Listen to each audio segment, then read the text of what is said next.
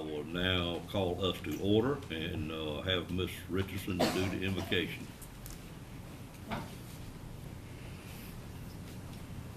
Our God, maker and creator of all things good, we thank you for bringing us together this time of year again for the workshop and the things that you have set before us to do.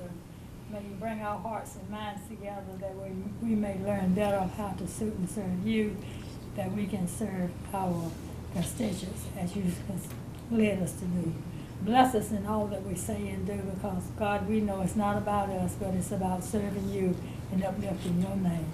Because if we serve you, you will serve us. We thank you and we bless you for this gathering. Keep us as we go from this day forward. In thy name we pray. Amen. Amen. Amen. Amen. I have heard numerous comments about the facilities, Mr. Outlaw, and how nice to where I'll assure you this is the only client that I have that I'm able to do this level of work for.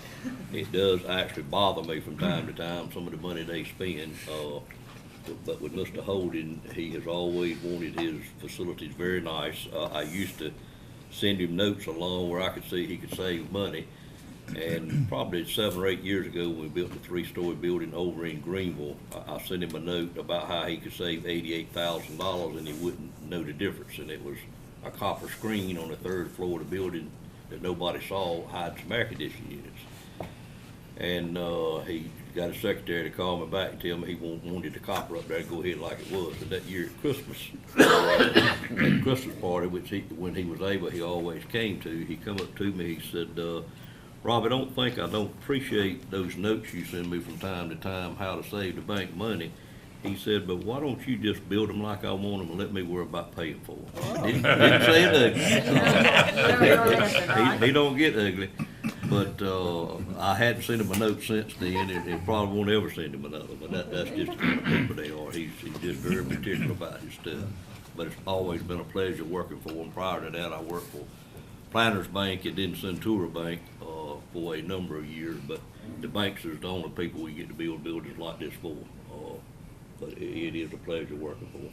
And Nice I'll building. sure. And you know, there's an old saying that if you want to make money, you got to spend money.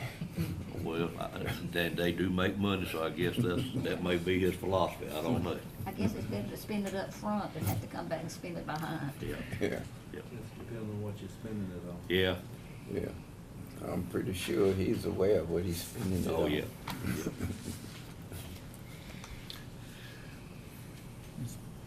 Mr. Chairman? Go ahead, sir. Okay, next item on the agenda is, several months ago, the commissioners were requested to consider putting In God We Trust on one or more county buildings. The committee has met, and you should have in your materials what is being recommended, subject to the county attorney's research. I did some research. It appears from court cases that as the, what was the man's name? Yeah, Mr. Lanier said, the courts have ruled that such a proclamation does not violate the Establishment Clause of the First Amendment. So our recommendation is a single In God We Trust in the meeting room, 4-inch letters above the seal. And everybody should have a copy of that. You were unanimous in wanting us to go forward with this, so I would again ask approval of that, subject to the county attorney being satisfied. Question. Is 4-inch letters gonna show up there? I mean, 4 We- inch, you think? We looked at 4 inches and 6 inches, and I didn't see the 6-inch prototype, but I was told that it was too large, and that 4 inches looked better. Were you? I wasn't present. Yeah. Mike Tolson was involved with that, and he said the 6-inch was just really overpowering. Yeah. And I'd asked him to look at 6 inches, because he had talked about 4 inches, and I said, well, 4 or 6. Look at it and do whichever one you think looks best for that. But, Mr. Lamb, is this the only place it's gonna be put up, it's over? For now, Alright. it may be that the committee's recommending that this be the single place at this time. Well, I like the committee's recommendation. Is, okay. Mr. Lamb, if we were to get over in the courthouse, is that something that this board has say over, or does the state get involved in what we would do over there? Just,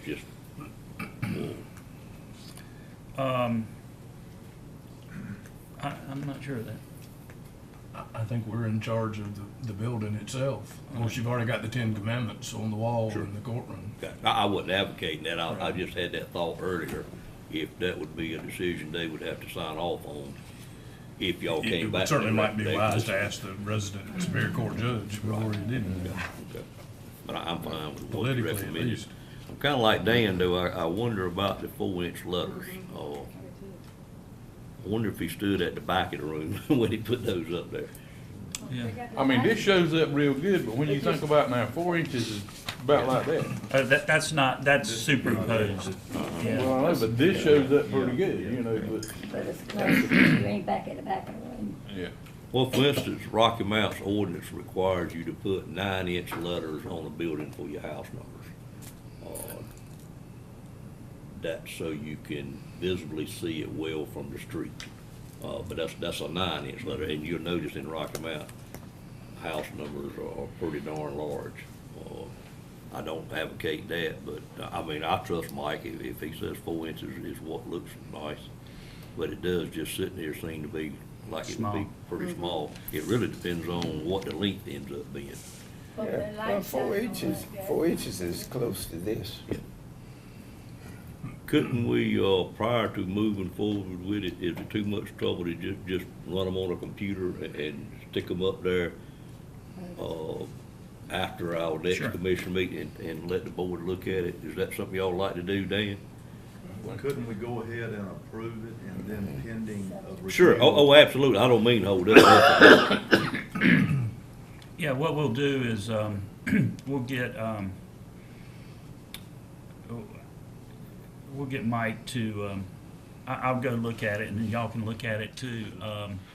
What we could do Look at the is our difference. next meeting, or some meeting in between closed session and open session, so we don't make a public spectacle of it, let him stick them up there, or somebody Yeah. stick them up there, Yeah, and then we- if we come back out, While we'll we take a in look at closed it. session, Yeah. then come out and look at it. What's that exit sign? What would you say that, those letters are? They are probably Eight. 5 inches. More than 5. That's a good It's question. not, it's not more than 5 inches.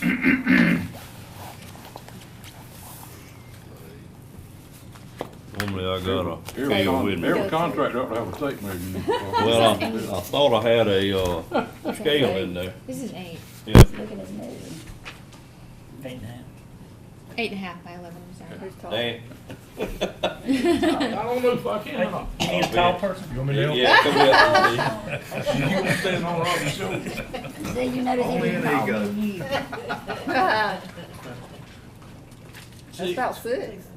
Yeah, that's 11. That's 11. That's I can't 11. get it up there the other way. It's at least, Your assistant manager has a tape measure. Ah, oh, great. It's 8 inches. No, It's 8. The letter itself is what? 6. 6 inches. But Yeah, I it's 6, figured we're that, just a yeah, hair we're over. one over 8 inches in. Nice. For the women to be prepared, right?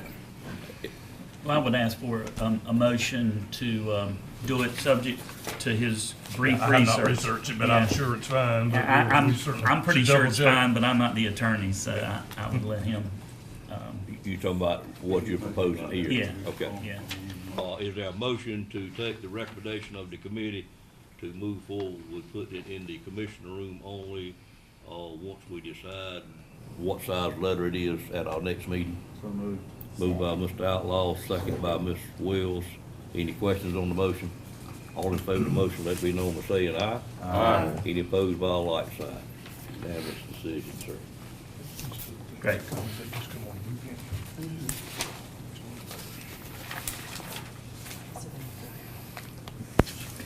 You've got the floor now, Mr. Chairman. Okay, the next item on there is just something that I had asked Mr. Lamb, to put on there, and all that is I wanted a chance to update the full board a little bit on the discussions that, Mr. Outlaw and, Mr. Belfield and myself have been having with the local school board in the, committee meetings. We've had 2 of those meetings so far.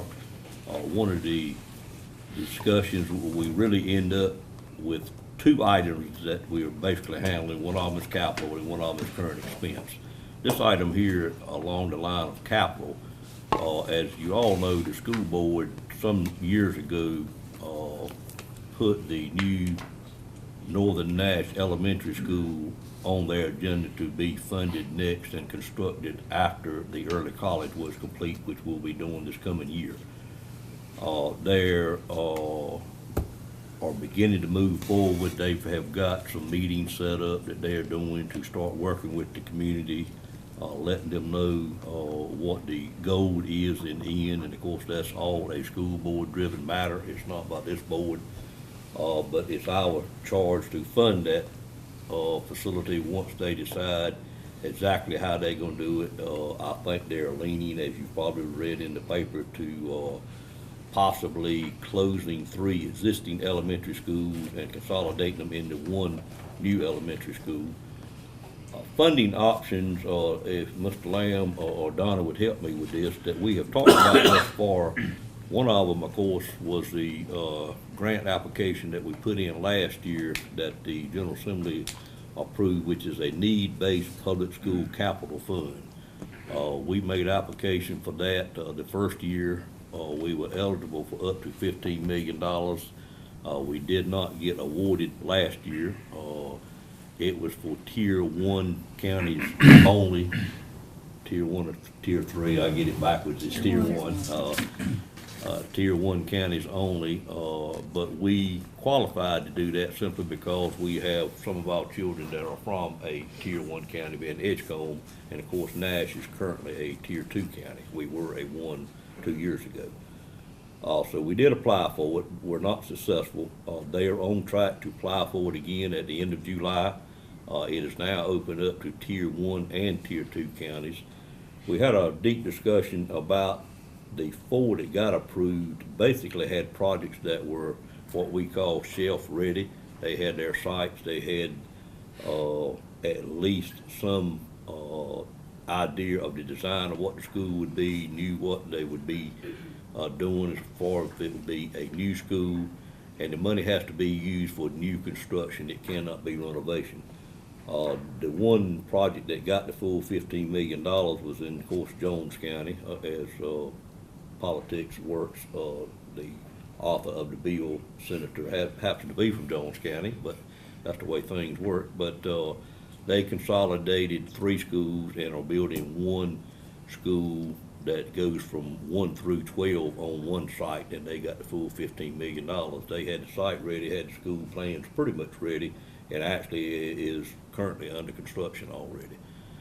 So we have tried to get the school board to understand, and I think they do now understand, it is very important to get that particular facility well underway. So in July, when we apply again, we'll be a lot closer to being ready than what we were, and then they've got an additional cycle coming after that one, so we've got a couple more chances at it. That's one way of funding it. We all know if we were to obtain a $15 million grant, that it would put us a long ways towards being able to build that school. But of course, as Mr. Lamb is very aware of, and it points out each time we meet, you do give up your lottery proceeds for a 5-year period if you are successful in getting that grant. So say, for instance, if we were to get a $5 million grant, we would be best to turn that grant down because we would collect more in 5 years lottery proceeds than what we would the $5 million grant. So we need to get upward closer to 10. Would be nice to be 15. So that's the decision we'd have to make. What are we getting a year, like 1, 2, 1, 3? Yeah, That's correct. Exactly. The second fund that has recently become a possibility, even though probably a slim possibility, is what I call the gas fund. That is the money that was supposed to be used for economic development and environmental restoration that is going to be provided by the companies that are building the gas line. It was determined that it would be put back in the counties in which the gas line traveled through based on a per mile and per population, I believe, is the funding formula. But anyway, Nash County would be eligible for $7.5 million grant out of that particular fund. That one will not be known for a while. The General Assembly took action to make it available to the for school capital construction, or it didn't really say what kind of construction, but just for schools in those counties. So I understand that there's a possibility they may go back in the short session and further refine what that money could be used for. I think, and I have talked to our local legislators, that it would be best served to go to capital simply because it is not a reoccurring fund, it's a one-time money, and they don't need to let it be put in current expense, because then we're gonna be responsible picking up that shortfall after the first year. So it's almost got to go in capital. I think they understand that. Would So it be hopefully- under the control of the county, or? Well, that ask has been made as well. I don't know, you just don't know, Mr. Outlaw, where it's gonna go. I mean, I'm sure the administration and the legislature, part of the legislators in the state are gonna argue that one for quite a while. So, I would love to see it going to capital for the schools. I'd love to see it under the control of the commissioners, because then we would make sure it So goes. it has to be used for new construction. It does have, Cannot be used for maintenance. no, not this grant, that was the base $7.5 grant. million. Yeah, If that it's really a poorly defined $7.5 million for the school system at this point in time. It doesn't say that you can't use it for current expense, quite frankly, but it would be foolish to do that. That's what I think they would do, will be doing some further refining. One-time gift. Right. Right, if indeed it stays for schools, so that is a potential opportunity. Another source of funding could be a statewide school bond. I think the manager has provided us with some information on that, possibly a resolution from another county that was done recently. I guess we would take that up, Z, maybe at a future meeting, if we want to adopt a similar resolution. What is your intent on that, how to handle that? We can do it today, we can do it tomorrow, we can do it at the next meeting. Mhm. It's up to y'all. Okay, If there were a statewide bond, it'd be for a set amount, I'm assuming. it would be, Obviously, it would have to be. it would have to be for a set amount. What would determine Nash County's part of that set amount? That's what concerns me, is that a statewide bond would get approved, if it did get approved, and then all of that money would end up in Charlotte, Wake County, Well, actually, Greensboro.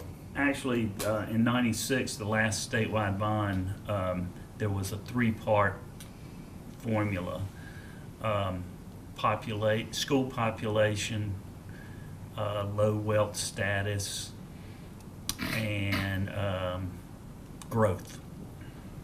So that's what they did in '96. Well, the They could do resolution you anything sent this us- time. The resolution you sent us, just for information, had an amount in it. How did they establish that amount in that resolution? Did they go look at each county, say, No. what are your facility needs? Or Wayne, it would have been done on the ability for the state to borrow and support debt, is the way they go about setting a bond amount like that. reading the resolution, I kind of got the impression that they had done a review of facility needs through the state, and that's how they came up with that figure.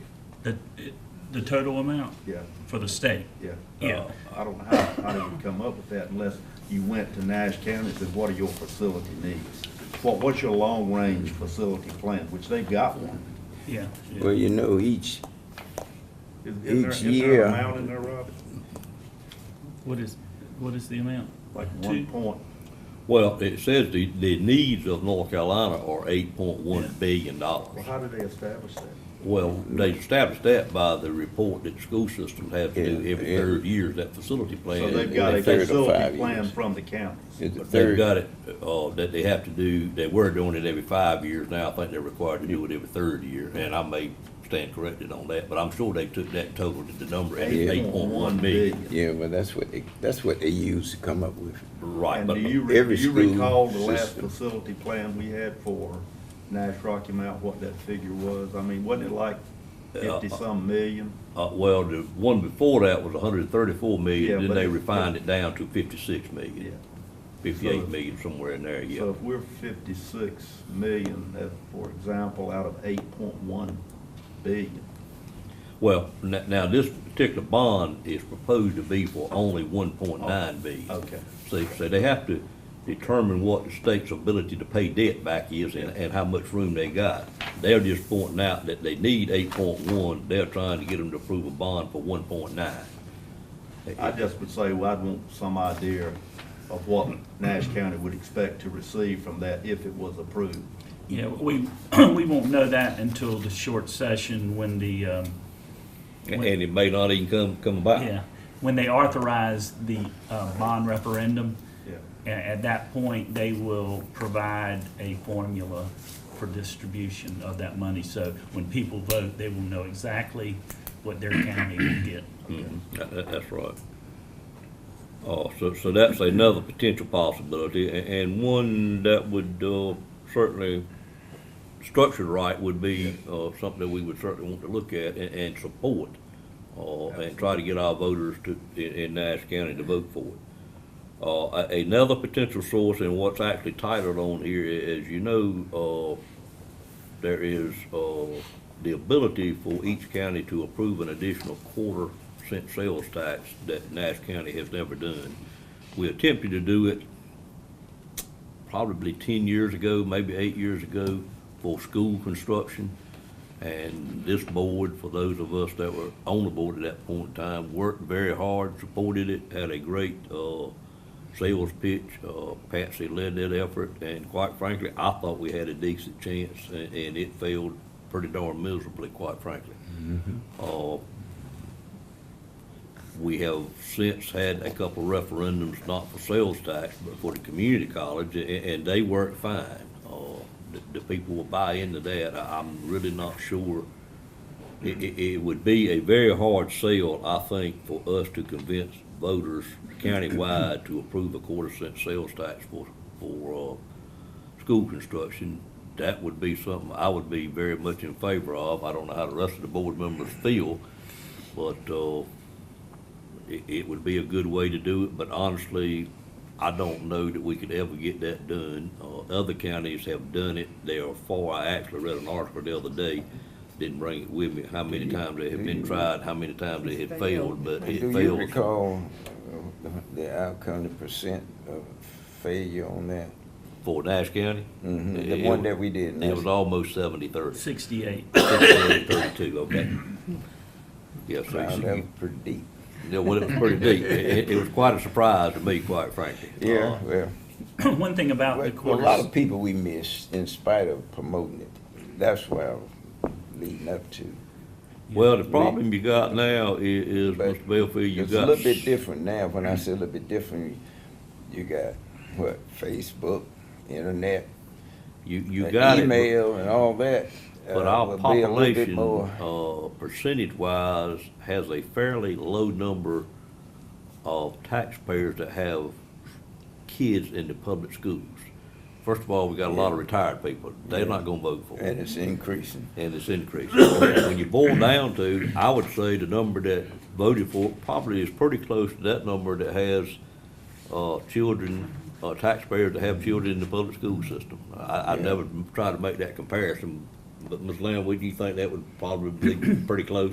Yeah, if the board says they intend to use it for public education, that's who's gonna be the most out there for it. Yeah, Of course, by law, you can't designate that money for a particular purpose. You can use it for any purpose you want. that's right. But you have to, you can't say forever and ever, this quarter cent will be used for education. It's, Yep. That's a potential possibility, even though a fairly weak one, probably. And then, of course, the fourth way that I'm aware of, and I'll ask Mr. Lamb or Ms. Wood to tune in on this, is just for the county to borrow the funds. If we could structure the debt on it, through Davenport to lap back in behind the senior high project, or see what it looks like layered back in somewhere like we did with senior high. And use our lottery funds moving forward to continue to pay the debt service on it, and possibly some general funds. yeah. I don't know, those 5 potential sources is what we've got that have been spoke about so far. And have I missed any? Well, at the local level, you could either do a local GO bond. Right. Or you can do installment purchase with, Right. like Yep. I think you did on the high school. At high school, Yeah. that's right, yeah. A GO bond, which is general obligation bond that the public votes for, which is what we've done at the, community college, would probably again be a tough sale countywide, just in my opinion, for the same reason, of the low percentage of, taxpayers that have children in the public school system. Of I course, just wonder with a sales tax, for example, because that's a quarter cent. What I'm understanding is that's over $2 million. that's 2.2 Annually. million, That's 2.3 what- million. It's Is 2.2 there- million, we do not share it with the Is municipalities. there something, if we did something with a sales tax increase, that money could be utilized for some recurring expense, better than to put it towards school construction? I'm thinking about something that I know is coming. Well, we talked about, Mr. Lamb and I, in a brief discussion. I brought this up because I read that article about how many people in the May elections, how many counties had it back on there. Yes. We talked about it for potentially the countywide internet system. That might be something, Well- my first thought that people would buy into, but the more I thought about it, you got so many, by far the largest percentage of the people already have it because they live in one of our municipalities that has it available. Well, I I'm don't thinking know. more along the lines of school safety. School safety potentially would be. I know that we're going to end up facing some decisions regarding security in these schools, Mhm. either with SROs or, Right. that's probably the most likely Mhm. source of security. And if you put these SROs in all the elementary schools, Mhm. that's quite an add. And that would be an annual recurring expense. Oh, yeah, it would be. And I believe for that type purpose that, the sales tax increase would be approved, I believe. I mean, everybody's concerned about safety in the schools. I don't know what the fix is. That- I that don't know would- what we need to do, what needs to be done. I don't know what the school system thinks needs to be done. That would be a current expense for the school system because they reimburse the sheriff's department for the Where's SRO. the school system I gonna know. get the money? I know, that's what I'm saying. That's my point. What do our neighboring counties do? Because I'm thinking that article it brought out about, you're hurting yourself by increasing if your neighbor has a lower sales tax. Yeah, the article pointed out that the failures were mostly the ones that were counties that had adjoining counties that had not done it, or adjoining one of our border states that had a lower rate anyway. And then your retailers get so involved because they're concerned about the effect on sales. To me, that's a lot of hype. A quarter cent is not gonna stop anybody from buying something or not buying something, but your retailers get on board and fight you on the thing. I would love to see us get that approved for something, but I don't know what that one item would be, short of the community colleges, that would be sellable countywide. And that's the only reason I bring it up today, so the board will start thinking about what do you think we could do that for. some of the counties, used to get it approved in a special referendum when they knew that when nobody go vote, and they could get the people that they targeted to go vote. I think that process has been stopped, Z, by the General Assembly, and you now have to do it on a Regularly held- primary or regularly held election. regular held election. I would have never supported doing it on a special referendum anyway, because a decision that big needs to be made when you think a lot of people are gonna go vote for it. But some counties, a lot of them got approved by that way before that law changed, is what it boils down to. But just if you'll be thinking about that, see what you think. It's a large sum of reoccurring money. Every year, $2.2 million would pay a lot of debt service or do a lot of other things. And it doesn't put all the burden on the property. It does not put the burden on On property property owners. owners. It is It's paid by paid. everyone that purchases something. That's right. And right now, on the first dollar and the second dollar, you're paying it at $3. For $3, you're paying it anyway, but it's going to the state. Because the current rate is 6 3/4. So if you buy something for $1, you get charged 7 cents tax. And so that extra quarter goes to the state. Because you don't have a 1/4% to take Right, it with. right. Well, again, understanding that as it relates to school security, Your phone's it's ringing. gonna end up our cost, the county's cost. It is. So, I didn't has even hear it. any discussion been initiated, excuse me, from the school system to have some group to sit and, Not with me, I mean, not with me. I wonder what they're waiting on, because that seems to be a pretty urgent issue to go ahead and determine, and not just, for example, I've seen something that talks about cameras in every hall, every classroom, surveillance systems, and that was great down in Parkland. They had all this footage, but that didn't stop 17 people being killed. So the real fix to that may not be cameras and surveillance. It may be securing the perimeter and putting, somebody in the system that can protect the children if it comes to that. And I just think that discussion needs to take place, whether we initiate it with them or they initiate it with us, because it's coming back to us as a cost, I think. Am I wrong? Well, I believe there have been some discussions. I haven't been part of those But discussions. we need to be a part of those discussions because we are the funder. And they can't, I don't see them just coming to us without giving us an opportunity at the table to have some input into that discussion to determine, what the thoughts are across the board on the best way to secure our children. And my daughter, for example, I want her secure too. That's just my thoughts.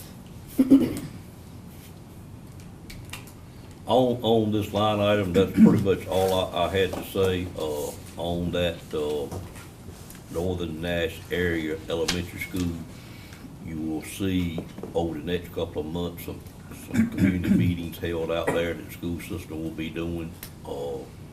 They have, asked that the commissioners help them with the process of educating the public. They have invited us to come to those public meetings. They're going to have a committee appointed to work on that.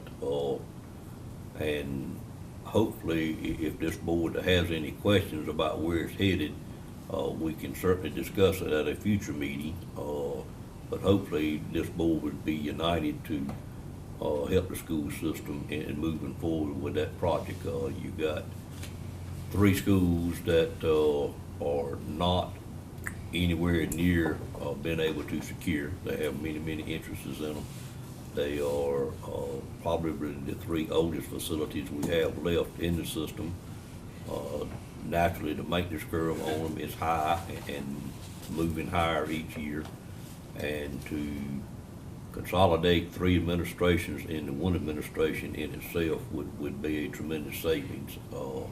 It's not an item that's popular by neighborhood. It moves away a little bit.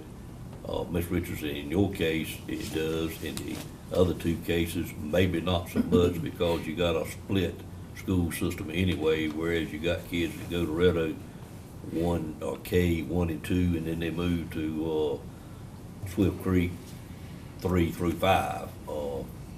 And so in that situation, that is not a desirable situation, but it was a decision they made, at a previous time in a meeting that Ms. Richardson and I attended at one of the pretty meeting, up at Red Oak, or at, Red Oak Middle School.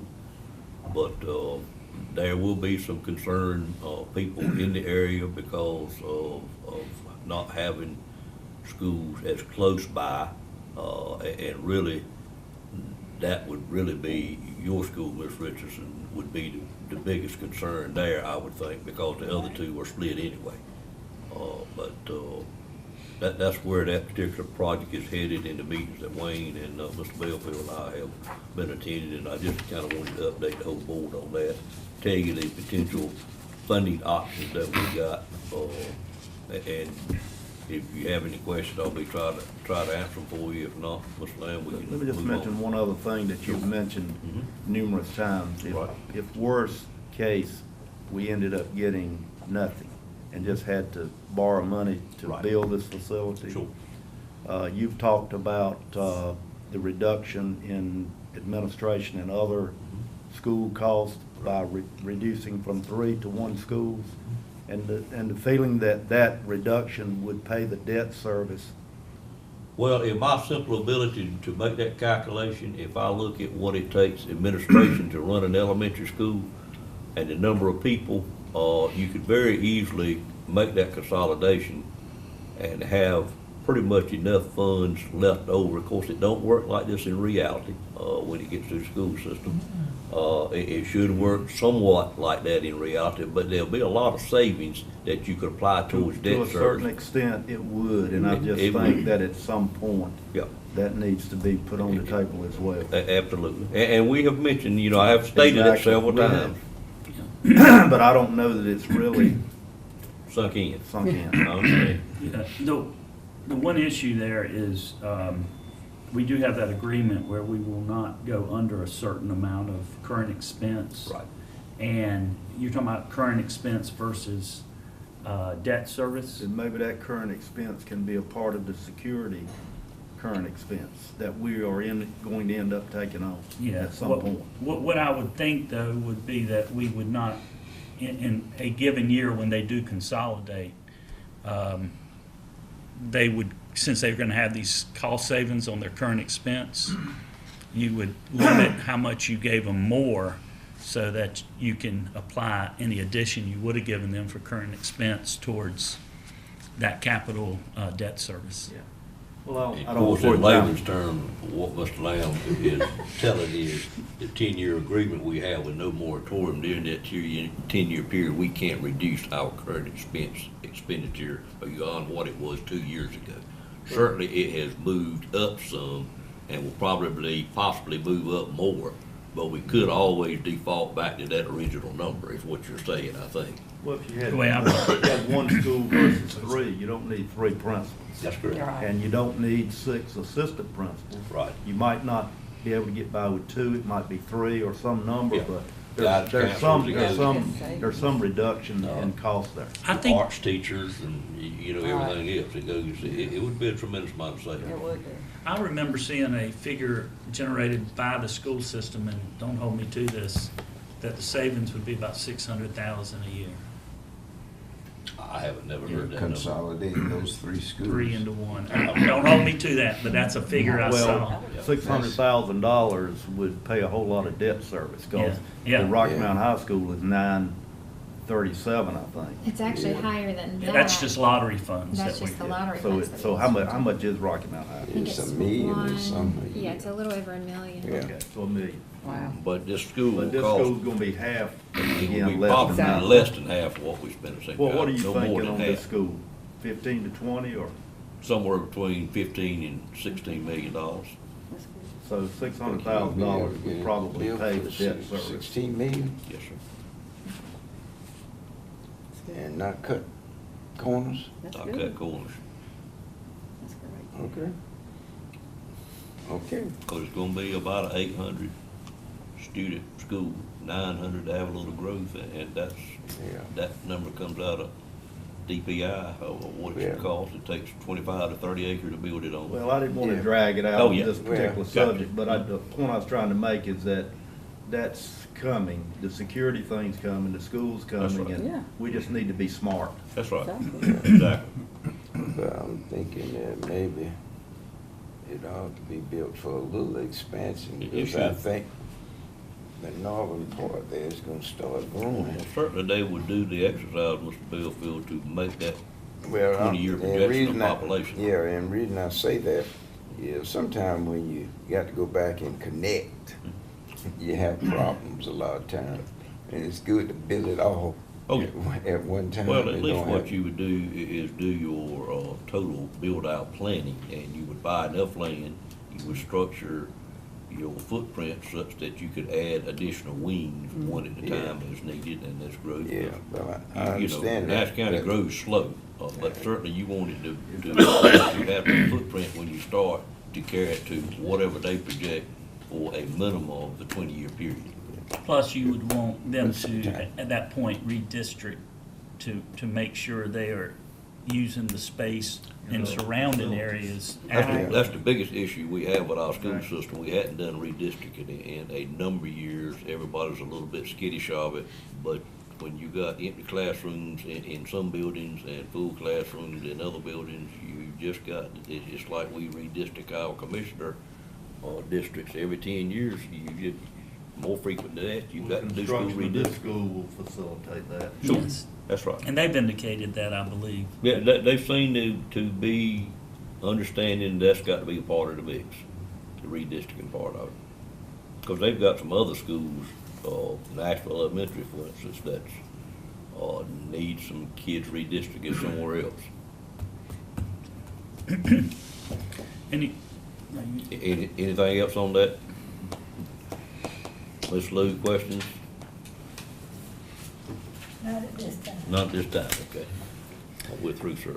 okay, the next round of information is basically for your consideration, not asking for a vote, but if you could hand out,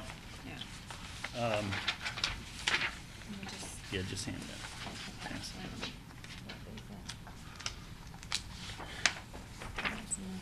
At some point, we would need some guidance on a COLA for our county employees. This gives you an indication of, at the current, Okay, they've got it. I've got it. at the current staff levels, what a COLA, Second. even, what a COLA would cost. I don't have anything further, except we do have some requests from one or more departments for a COLA greater than that for a class of employees. But, and if you want us to add to that, what you see there, we can, but we thought that would, if you want to do more than 3, you can add, 1.5 and 2 together, and that will be the cost of 3.5. So just wanted to give that to you as we go into the discussion of the budget expansion request. That would be an expansion request. Are you prepared to brief us on what we've done the last couple of years? Sure. Since, of course, after the Great Recession, there was a period of time where there were limited raises, one-time non-reoccurring raise, I believe, in 13. 14, I believe there was 2%. 15, it was 1.5. 16, it was 2. Or 1.5, and 17, it was that tiered system that we did last year. Which is reoccurring. Which, yeah, everything except that 1 year in Right. 13 has been reoccurring. Between 8 and 9, though, we did fall behind. Y'all had a study done. We partially implemented that. We are finding that that some of our salaries compared to surrounding counties, not Wake, not Edgecombe, but we try to look at Franklin, Wilson, Johnston, Harnett, Lee, and Chatham, counties around Wake County, which have the same situation we do, losing people to Wake County. But Wake County's an outlier on the on any analysis because they are just much higher than all the surrounding counties. But we have done some analysis for social services because they are losing people to Wake and to other counties, and they're about $2,000, $3,000, $4,000 less on the average than those other counties that I named. So I do believe we need to do something, whether that's a new study or I think we can address it without a new study. We're doing studies internally. But I do believe that we need to, this year, recognize the contribution of all our county employees and try to do some kind of COLA for them. Is there any indication as to what the state is doing just as a kind of baseline?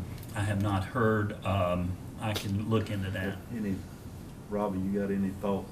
Have you heard anything, what they're talking about, or Lisa, have you? Or? Well, you generally, they generally handle that in long session. I don't know how that would come You're up not in a gonna short see session. anything this year, okay? Yeah.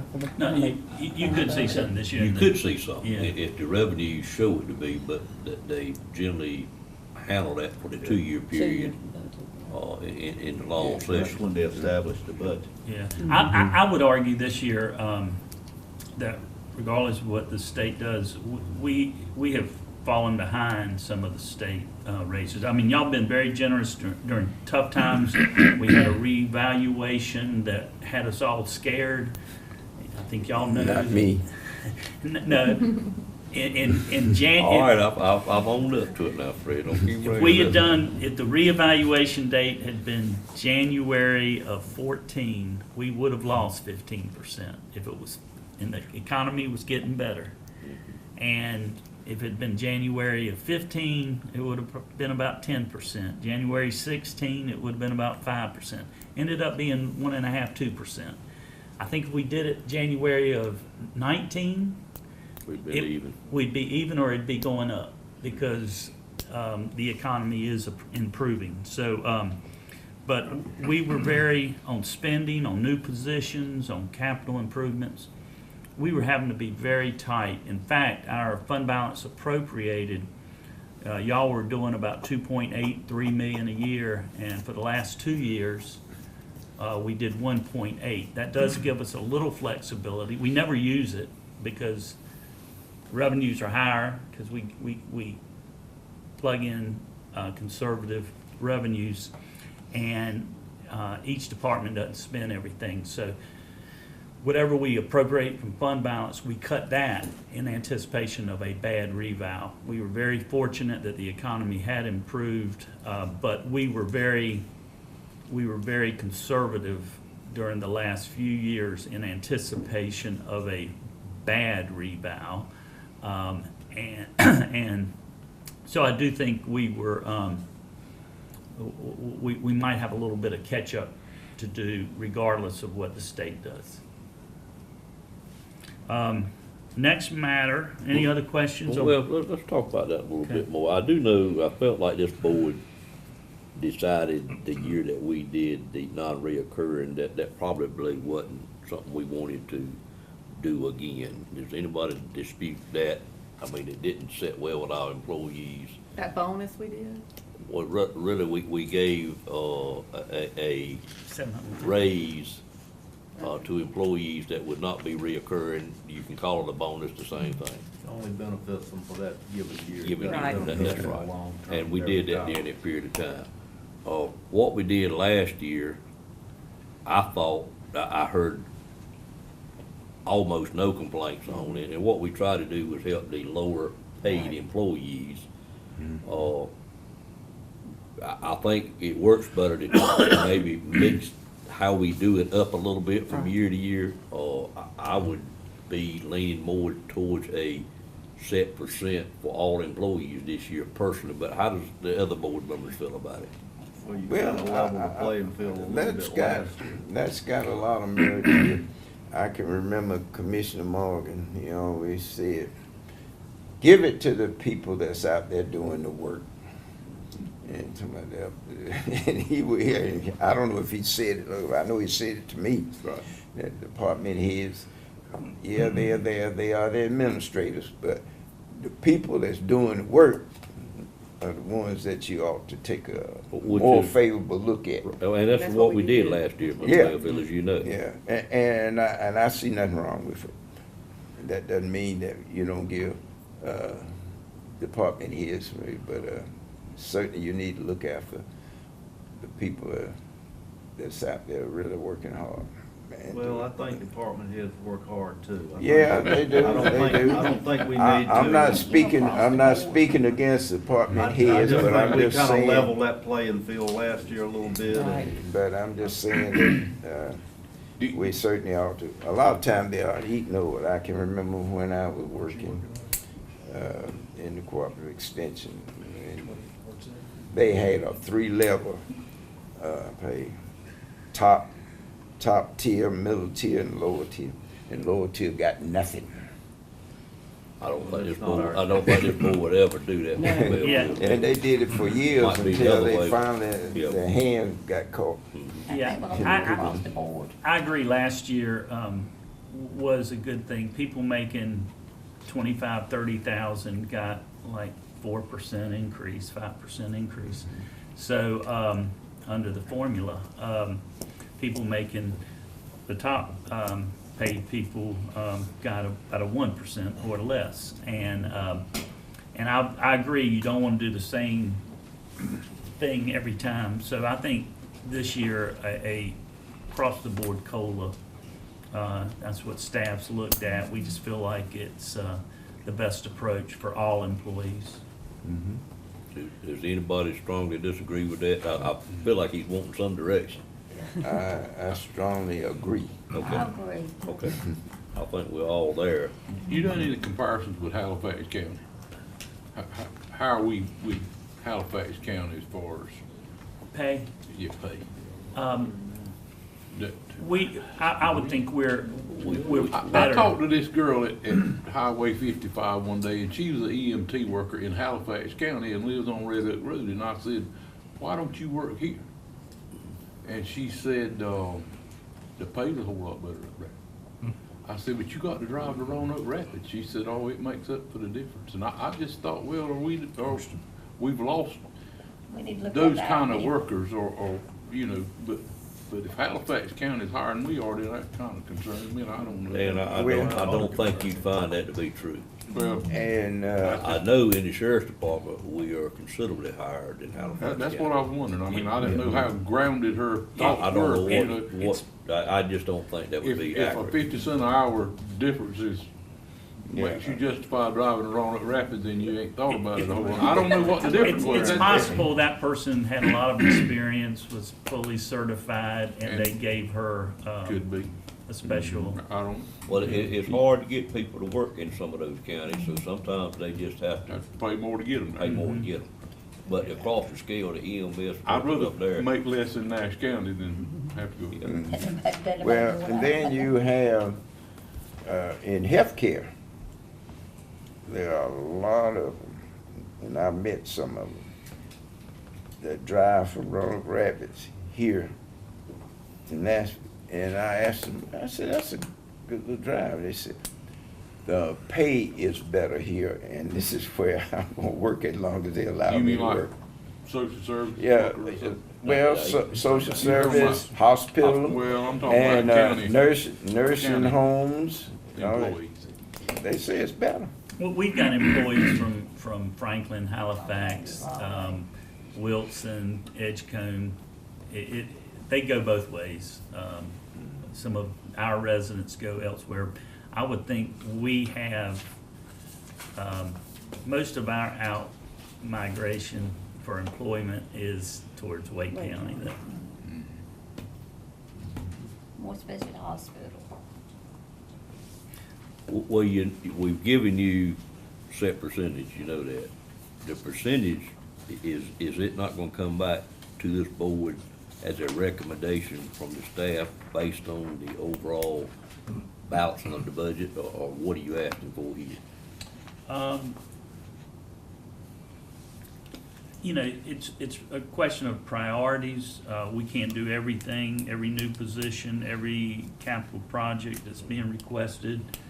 And that, I think, you know, we would like for y'all to consider 3%.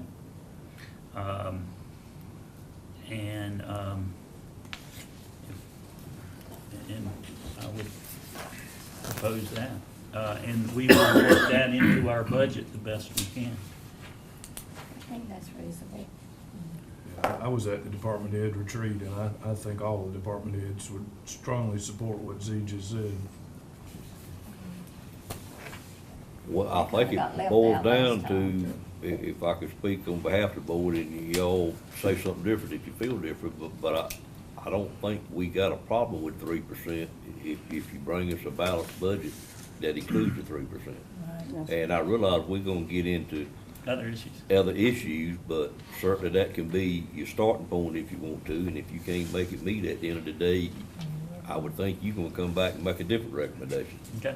There's no way we can sit here not having a whole picture and tell you 3%'s okay. I can't. Can anybody else? Well, Well, what? It sounds reasonable if you can make the figure. That's right. It does sound reasonable. Based on what's going on in other places, what our company's done and stuff like that to employees. Well, everything that's gonna be presented by these departments is gonna sound reasonable. But the bottom line is the cost to the taxpayer is probably not gonna be reasonable. Well, So you- we're gonna have to do like Z said, you're gonna have to prioritize it Right. and determine where you're gonna put your money. Yep. And if you don't have enough money, you're gonna have to decide, do I want to support a tax increase? And I'm not on record for doing that. Or increase your fund balance appropriately. Right. Yeah. Well, it seems like you've got support for 3% if you make the numbers work, sir. Great. The next, any other discussion on COLA?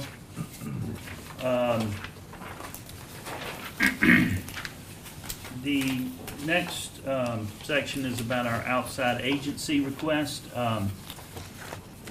As a staff, we always bring outside agencies, the school system, and the community college ultimately to y'all for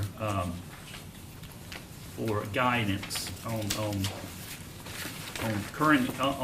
continuation as well as expansion matters. So that's where we are right now. Let's see, we should have a handout. If we go to the summary, it'll have, Yeah, the total expansion request for the We got a outside. handout on that. What do we need to be Yes. looking at? Do we have the, so if the package that's, this is sort of a summary of where we are. looks like that? Yes, and it's attachment A right behind the first page. It's inside the, right. That's A in the upper That's right-hand it. corner. It's the long, it's inside the folder, it's inside the legal size envelope, I mean, folder. It's in that file. I mean, I looked at the wrong one. A question I'd like to ask, That's not, it's behind there. Right there. Lamb, before we Yes, sir. move any forward, I remind the board that we do have one reporter that showed up, doesn't change anything at all. The recording that we are doing, is it made available to the press? Which, The oh, yes. recording that we are doing? That will be on YouTube, probably in 2 or 3 or 4 days, probably next week. Monday. And a reporter can ask for a copy of that and make comments or write news articles based on what it's got on there. Absolutely. Okay, just wanted to understand how that worked. I was not sure. And the details for these Z are inside the Yeah. smaller. Everybody got this? It's got one blank along, It's attachment A. yeah, attachment A, 10-year history of the agencies funded. We have had a last minute change. The Boys and Girls Club requested 40 instead of 30 this year. And so that puts the total variance over last year at 132,168 at the bottom. You want to go through them, or you want me to? However you- I'm not called it. Your sheet looks different from what I'm Okay, looking so at. I'm sorry, the first sheet that was in the manila envelope, the legal size, is really just a summary of our expansion. And so at the very top, where it says the base budget, we have currently, a base budget as a requested of $90,195,070. If you look at this very first sheet, that was inside the envelope. The next item on there, it says outside agencies, and that 122,168 is actually the variance over the fiscal year 18 budget. So it would be expansion of what they were budgeted last year compared to what they're requesting in the current year. And this just sort of gives an idea of where we are, and if we did everything that's expanded, where it would put us at the end of today. So the next, and it says attachment A gives a detail of the outside agencies and where those numbers are actually coming from. And the prior years, not this year's, but the prior years are actual spending, not appropriation, like forestry service. We appropriate 107, but unless they buy a new vehicle, they rarely spend, and they draw that money down as a percentage of their total expenditure. So the current year, 17-18, is what you actually budgeted. Prior years is actual spending, and the requested is what these agencies have requested from y'all this year. And which one did you change? Boys and Girls Club, You got 30 on here. and it should be 40. Is their request. And then in the smaller envelope, manila envelope, is the detail of what they're requesting. Some of the, Each agency. each agency, the only one that I'm actually missing is the Forestry Service. They haven't submitted anything, so I put in what we budgeted in the prior year, in 17-18. But we just wanted to put the outside agency request in front of you just to talk about if we how we wanna move forward with that, what would be the recommendation of the board for us to consider in preparing the recommended budget for 18-19. And, you know, this includes the library, Gateway Partnership. That's why it's a $2 million budget. So it appears 104,000 of your 132,000 variance is from the airport. It is. It I don't know what that's for, but. It is. So that's the We can go majority of into the that. variance. Yeah. Well, I think we can go through these pretty quick. I would say Tri-County's asking for the same they got last year. Is there any objection to re-upping that, or y'all want to take a different approach to these? Did all of them send in, I think you said all sent in their requests except the forestry service? Right, and they're working on their budget right now. Yeah, it'll be around 107, Alright. but again, they rarely spend all their requests.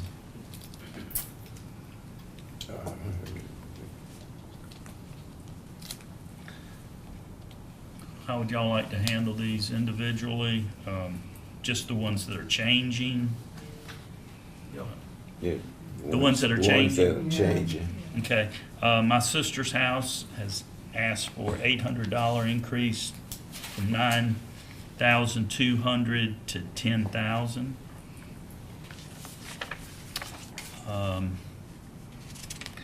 sure what they're.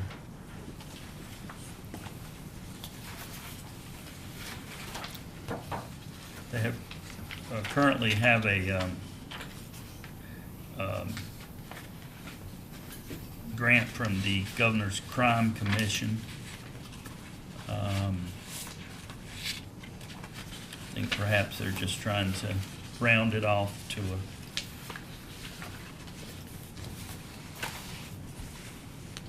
Two ways around it now. Yeah. That's true. Do we know what's gonna happen in Spalding this year? Not yet. Supposed to be the second of next Yeah. month. Well, the resource center gonna continue to operate, because They don't know yet. they had asked, they put in the same request, didn't they? Yeah, they put in their request, but they don't know that yet because there's nothing been finalized yet. Well, On that matter, we would, if y'all appropriate those funds, Yeah. we would quarterly give them $10,000 and make sure they're in business at the That's time. right. And We then gave if something them. happens, they can't operate, we just cut the funds, but they said it would be the second of next month before they really would know, but their proposal is, they're looking at right now, a lady is, establishing a charter school. She is anticipating leasing it from the owner. yeah, But that's the last word. resource I got it. people do not know what the lease agreement is gonna be, if they will give at least part of it to them, or, the funding. And I told them, until you get something in writing, you can't go by word of mouth. Business, you need it in writing. And right now, hopefully, the next 2 weeks, we'll know. But the lady with the charter school proposal is saying that she will lease back to the Spalding Group their operational workspace. That's if she can lease the whole Yes. facility. But they don't know if they lease it back, the lease agreement, can we afford it? So they just kind of limbo, but I asked them to request their funds, and if it worked, fine, if not, cut it, and they understand that. But they just don't know right now. And we're gonna Yeah, have for- someone come before the board at Monday's meeting doing public comment to speak on Spalding. Just to educate Ms. Richardson, I'm sure you know the most about this. The person that bought that, is that the same person that started the charter school, or is that two different people? No, two different people. Okay, the person that bought it, do you know why they bought it? No. That's not a blood answer, but no. But this is a Mrs. Swenson that's anticipating the charter school. Yeah, I've been reading about her, and she She has been approved, her charter has Yeah, been well, approved. yeah, but she had to finalize the agreement with the owner. the That lease bought agreement, Yeah. the facility. And she said that the agreement, the sellers wouldn't be clear until the 2nd of April. Then she could determine her lease agreement. Then she would come to the Spalding Group and work out what she could work out with them. But we don't have an idea of why that person bought it. Were they after the land, were they after the building, or? You asking me more than I Okay. I heard it was a contiguous landowner that bought it, but I don't know if that's true.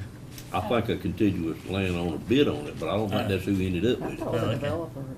I think it was a developer from another, It's the holding company.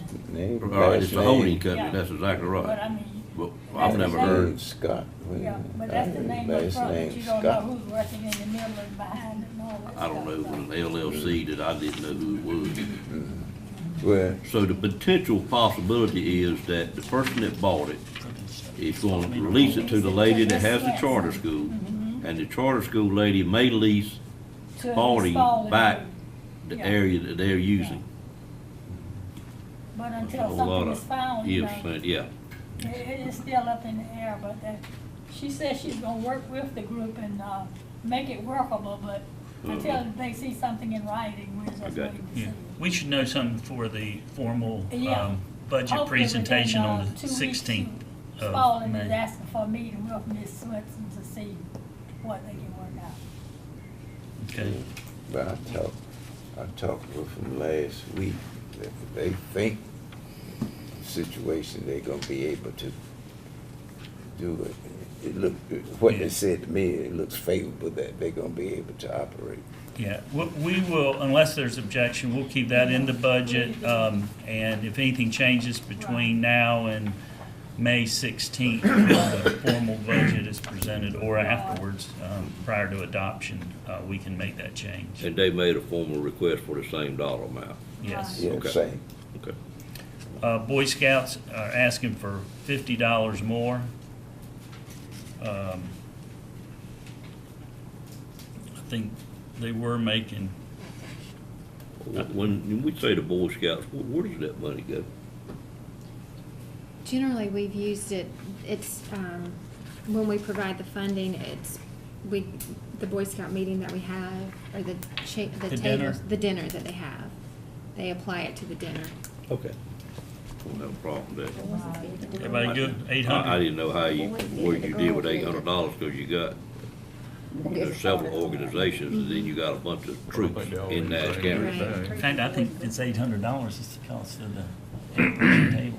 I think that's Yeah. what they've used it for in the past, we've just contributed, given that money. Have we gone from? No, I'm going back, I'm going back. Okay. My sister's house, how would y'all like to proceed there? Fred, is that the board that you're on, or is that the other board? No, I'm on United Community Ministry Board. I have the board members attached. We do have their request, it's the second handout after Tri-County. That's the one that had a presence in Nashville. Do they still have their presence in Yeah, Nashville? they moved back to Nashville, they have a place in Nashville and Rockingham. They left Nashville one time, didn't they? Right. But now they're back where over the there. Fisher Law Firm was. Right. Right. Well, my only comment would be, there's not a lot of difference between what they've been getting and what they're asking for, is if you think that generates any, Goodwill. future, potential for the whole list to ask for additional funds. I don't have a problem with it.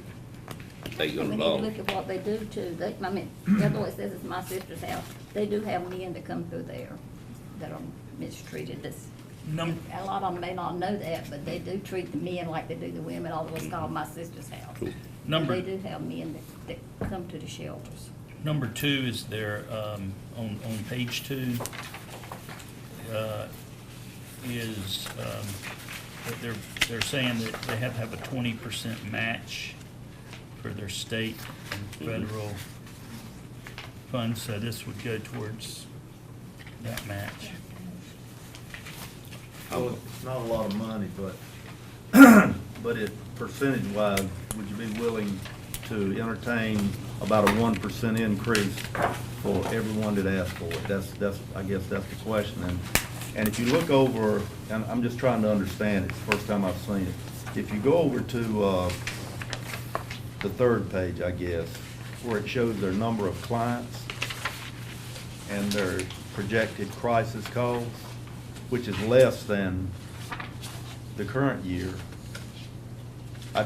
What is the reasoning for the 1% increase? It's not 1%, it's like 0.9. What's the reasoning for the increase? Well, Just to round it off, or? The 18 is a projection, and I'm surprised that they're projecting.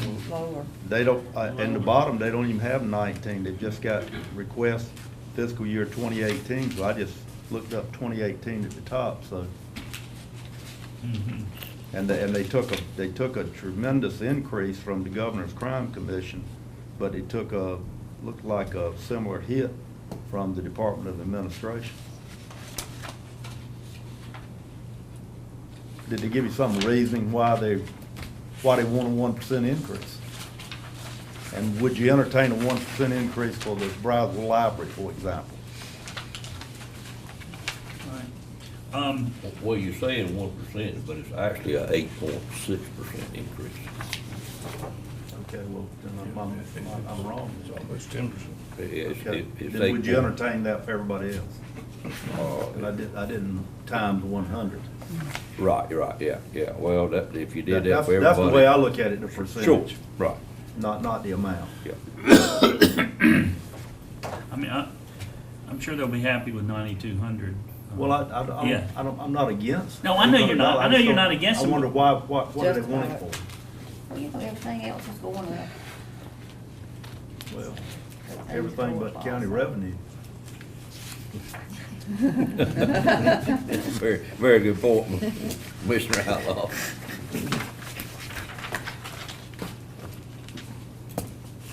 That's just, I'd like you to look at it from that perspective. We're just, Yep. yeah, you're asking for justification. Well, it boils down to my original thought of what does it do for the rest of them? You gotta look at the whole, if 8% times the bottom number is, $160,000 more dollars. And I said, just look at increases, but, you know, something that I've looked at every year, and it stays pretty much the same, and we hadn't got there yet, and there's no change, is Brownsville Library. Do we know when we get there, what percentage Nash is paying now versus Edgecombe and Rocky Mount? Is that increasing with them as it staying the same or what? What's going, you know? Yeah, they're not asking for an increase. Well, I know.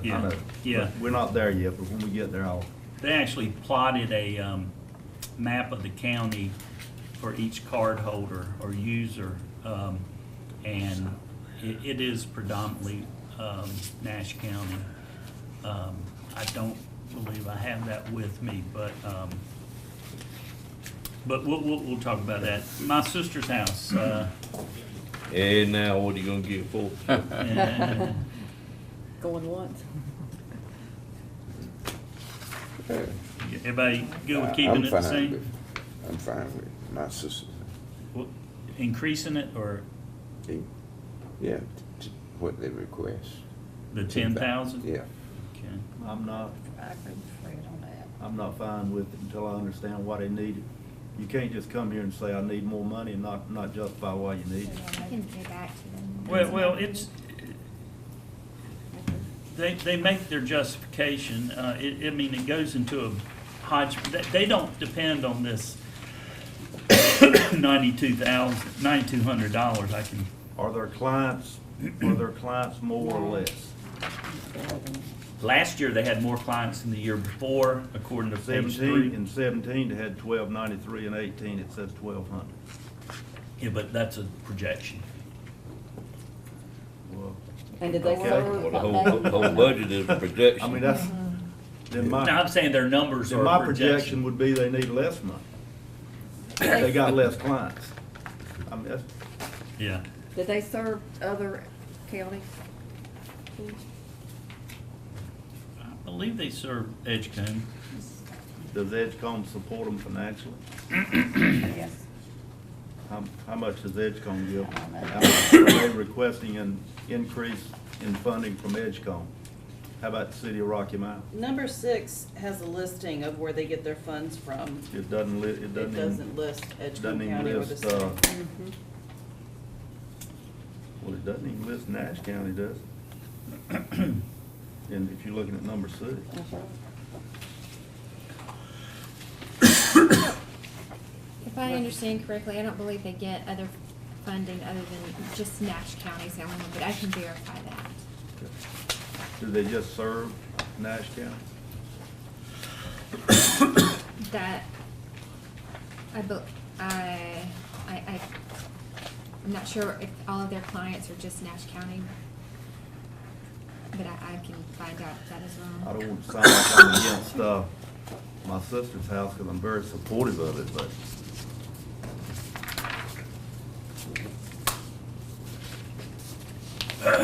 I would support leaving it what it was last year and having Ms. Wood investigate what the other funding agencies are and what they do. And we'll send you an And email. why you got the rise in it, send us an email, and then we can approve it back with the budget. Is that something we can all agree on? So we'll keep it 92 for now and do a little But further follow up research. with an email on it. Okay. Nash Arts, asking the same as last year. Boys and Girls Club, I think it's the 4th handout in the packet. Y'all may have the one, do they have the one with 40? They do. You probably have both, but, they had originally done 30, asked for 30, and they used our old form, so we asked them to redo it, which was a mistake, and they came back with 40 instead of 30, so.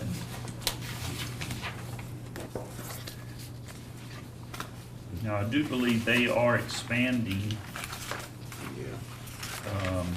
into Spring Hope and, Yeah. Well, let me go over something else in addition to what you got here. I was trying to make sure it wasn't covered here, but I got commandeered one day last week by Doug Starr, apparently he's still in charge of their finance, and Mr. Green. And they had a request, they've got a grant that I can't sit here and talk much about it, but they've got a grant where they're using a lot of the teachers in after-school programs in the southern part of the county, which is how they are expanding. The grant is paying for that, but their question to me was, would the county consider, the problem is, the grant money is given to them in the arrears, and these teachers that are working part-time helping them are getting paid a month later than they should get paid. They want to know if the board would consider advancing them $25,000, and at the end of this grant, they would give us the $25,000 back so they could pay the teachers in a timely manner. I've got an email that I got yesterday about it, but I didn't get somewhere where I could copy it. I'd feel more. Did they talk to you about No, that? no. And And I don't think it's got nothing to do with this. yeah, I would feel more comfortable, and Vince may want to talk about this, but that's a loan, and I don't think we're authorized We're not in the loan business. to give loans. So we could advance them that money and in a future year, apply it towards We've done that the before. contribution. We have And done that would be before. fine. I Yeah, mean, yeah. sure. That- As I recall, we have done that before, advanced in the money, and then in the Subsequent future, years. that money was applied back. He did Which point out in the which email. reduced their request the following year. They did point out in the email that the grant more than likely was gonna be for 3 years, but currently it was 1 year, it may be 2 years, they thought it'd be 3 years, but regardless, the last year that the grant was approved for is when they would reduce their request, as you said, it by the $25,000. But, and again, it was just a timing issue of them trying to pay teachers and not having the cash flow to do it with.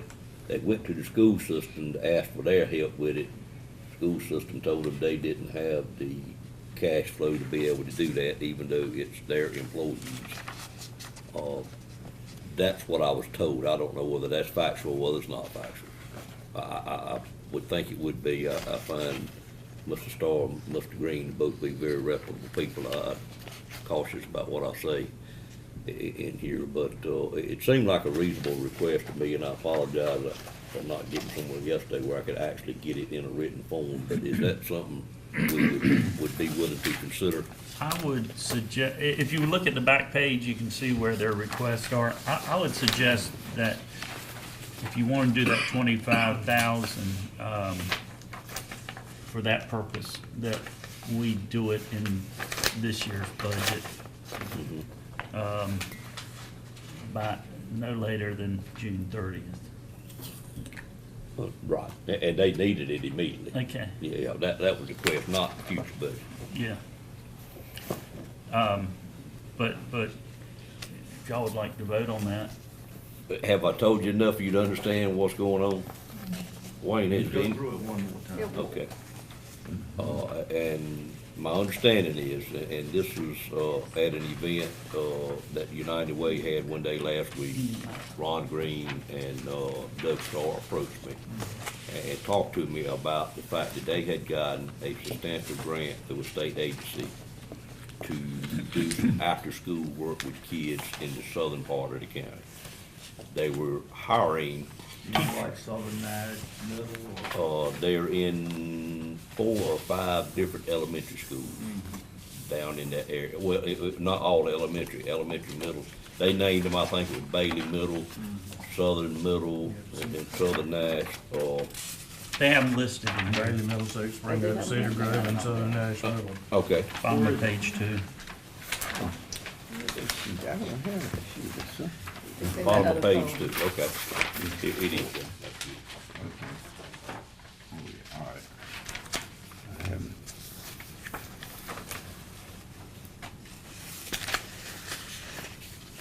I'm gonna pause just a minute, let us all read that.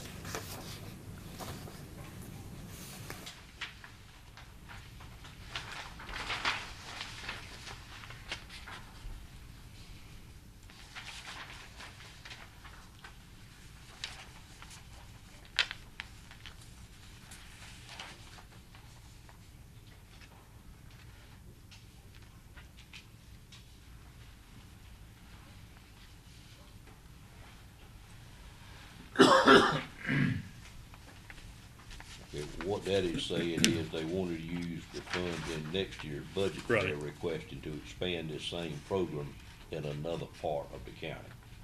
So, but what you see here describes what they're already doing in these schools, which is Bailey, Middlesex, Spring Hope, Cedar Grove Elementary School, and Southern Nash Middle School. And what they're doing is after school, the children that need additional school help or maybe don't have the best environment at that time of day, stay at the school, and some of the teachers stay with them and help them catch up with their schoolwork and so forth. This grant pays for that teacher's time, but they had a timing issue between when they can draw the money down and when the teacher needs to get the paycheck.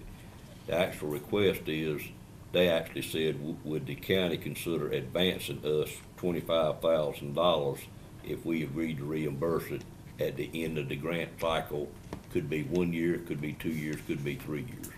Of course, what Mr. Lamb suggested, which makes a lot of sense, is we are not in the loaning business. We would give them the money, and then we withhold the money in their allotment for the year that the grant actually ceased in. Doesn't Peacemakers do something like this? Peacemakers does exactly this in South Rocky Mountain area. Well, now this says they're seeking to expand the program in the South Rocky Mountains. Right. What does that mean? I do not know. Is this- This is not the thing that I'm talking about, but this is expanding that program in a new area with the money we're looking at giving them for next year. Okay. I don't know whether they would do that in conjunction with Peacemakers or not. It reads like it's already in the southern part of the county. They're expanding it into South It is, Rocky they've Mountains. already needed to pay the teachers twice, but they've only paid them one time. But again, Peacemakers has got a similar, They do indeed. do they collaborate with the Boys and Girls Club, the school system, so there's they're not being redundant in their efforts, or I'm not- do they need to be redundant, or? I don't know the answer to that. Okay. Mr. Outlaw, I really do not. I have recently started working with Peacemakers on a particular project that they've got going on, but it's not this project. Can we find out, well, it's not my business. Well, we could find out as it relates to the, apparently, that may be one of the justifications for going from the $25,000 to the $40,000 is what they want to do in South Rocky Mountain. Well, yeah, but if if you look at the total, again, some information that would help, total population in the Boys and Girls Club in Edgecombe and Nash County, City of Rocky Mount, have we got that information somewhere? For example, do we know how many of these kids are actually Edgecombe kids, how many are Nash kids, how many are City of Rocky Mount kids? So we can kind of look at that and draw some comparison against funding versus where these kids are actually from. Again, I'm not Yeah. against supporting the Boys and Girls Clubs if they need an increase, but I just want to make sure that we're not taking on a greater percentage of the funding than the population that we've got Yeah. from Nash County. You know what I'm saying? If you're asking me, Jumping from 45 to 37. in the current year, if there's, It almost looks like in here there are virtually no kids from Edgecombe County. But I know there are a lot of kids in Edgecombe County in this program. yeah, They could at be the in main City of boys Rocky club, Mount. Well, it could be. at the It main could be. boys club, office, that they have quite a few But I know educators. when Doug came before us some years back with a request for some funding, that we had requested similar information, where their population's from and, you know, what percentage of the funding have we got versus the percentage of kids that we've got. It's not correlated. Oh, it's I not? doubt, very seriously. I mean, if you look at what I mean, Edgecomb's is it too doing. simple to think it would be, or? Well, Edgecomb's giving 5,000 and we're giving 25, unless those kids being served in the southern part of the county and Nashville and are greater than I believe. You know, I don't think there's a 5-to-1 ratio. I don't know, without looking at the numbers. You can see that, I know Tarboro has stopped funding them. Why did they stop? They pulled out Man, of the Tarver. police, they still working with the police department over there in Tomball. Why did And Tarboro And there stop? was a dispute, over the use of the recreation That's right. facilities. Uh-huh. And that has never been settled yet, but I was told that Is that that- it's possible that they would get back into the recreation facility. But it's not completely settled. I mean, that's a healthy increase for us and the city of Rocky Mount. And I would say if we did agree, it would be contingent upon the city of Rocky Mount agreeing to their increase. And I would like to see what percentage of funding versus percentage of kids we've got in the program are. That's just me. Well, to keep us moving, the Boys and Girls Club, we got 2 items to make a decision on. I don't have a problem And I'll with the take other them thing you whatever mentioned. order you want to take them in. Well, let's take care of the $25,000, for lack of a better word, advance first. Is everybody okay with that, which would be out of the current year budget that we're in? Could I entertain a motion for approval of that? So I moved. Second. Moved by, Ms. Barnes, second by Mr. Bellfield. Any questions on the motion? All in favor of the motion, let it be known by saying aye. Aye. Any opposed by a like sign, that motion carries. As chair, I would suggest that we do the same thing here that we did with my sister's house, approve the $25,000 and ask for further justification, which would include, funding proportional to students using the facilities, to justify moving it from $25,000 to $40,000 in an email to the board, and if the board gets comfortable with it, we can adjust it in the final budget. Is that okay with everybody to handle it that way? Okay. Okay. United Community Ministries requested 30, same as last year. Down East Partnership, 10,000, same as last year. We discussed the Boys Club. Spalding Center, we've discussed, we will monitor that one also. We'll pencil in 40,000, but we'll see what happens in the future. Trillium, we're gonna be meeting with, the folks at Trillium, and have we set that meeting yet? Okay, and Lisa, we're gonna ask that you be part of that, I'm sorry, Commissioner Barnes, we're gonna ask that you be part of that. And to see how we allocate our funds for next year. Representative Barnes. Christian Fellowship, same request as last year. Upper Coastal Plain, they, I think, adjust their formula every year based on estimated population, and so they're going up $23. I think we can handle that one. Braswell Block Grant, that's the state money that flows through the county. Their current expense request is the same as last year. Did you have a comment, Mr. Outlaw? Not really, I mean, in the past, I think it's been like, we pay 52% of the budget, City of Rocky Mount 37, Edgecombe County 12, and you're saying that, the review of the clients that use the facility, is that consistent with what Edgecombe is putting in? And I don't know, I mean. Yeah, I've actually got a I find it map. hard to understand, but, you know, Yeah. there's no change in it. Yeah, okay.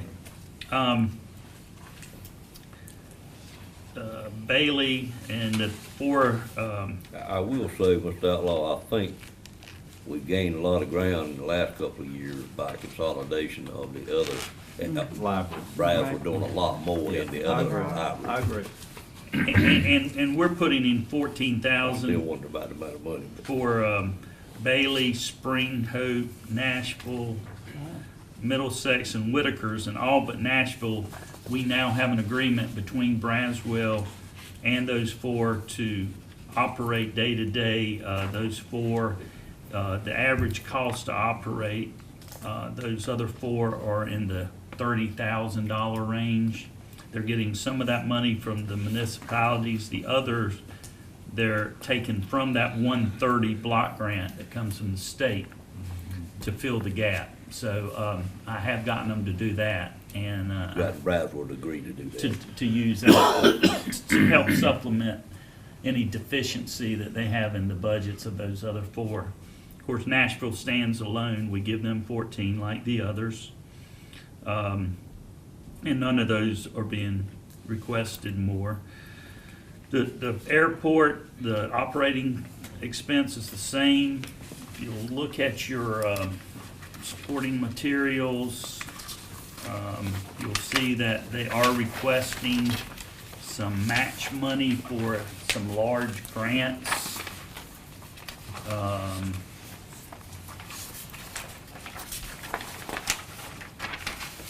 It's this one right here. It's Rocky Mount Wilson Regional Airport.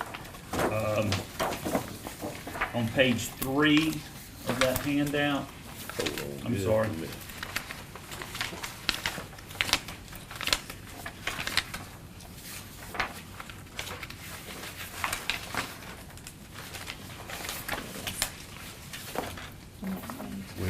Page 3 at the bottom, you can see the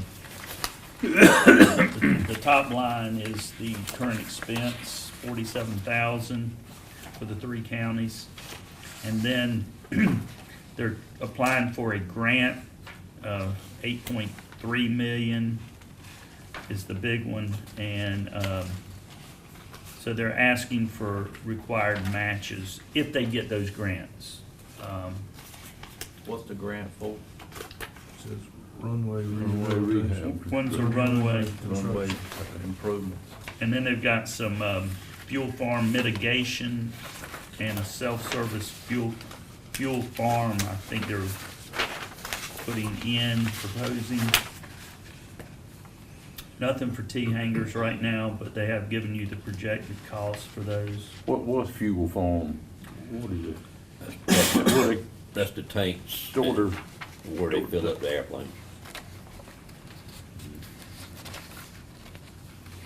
Fuel farm mitigation sounds like they've got some issues that need to be corrected. and some mitigation, meaning probably some soil removals and so forth. Probably something they're mandated to do.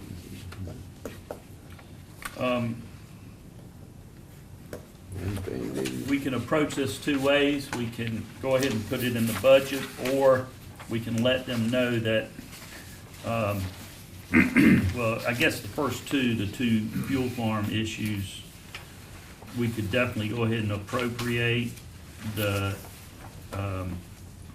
next one, the 118, we can just let them know that upon them, that we commit to that match, but we don't have to appropriate it until they get that grant.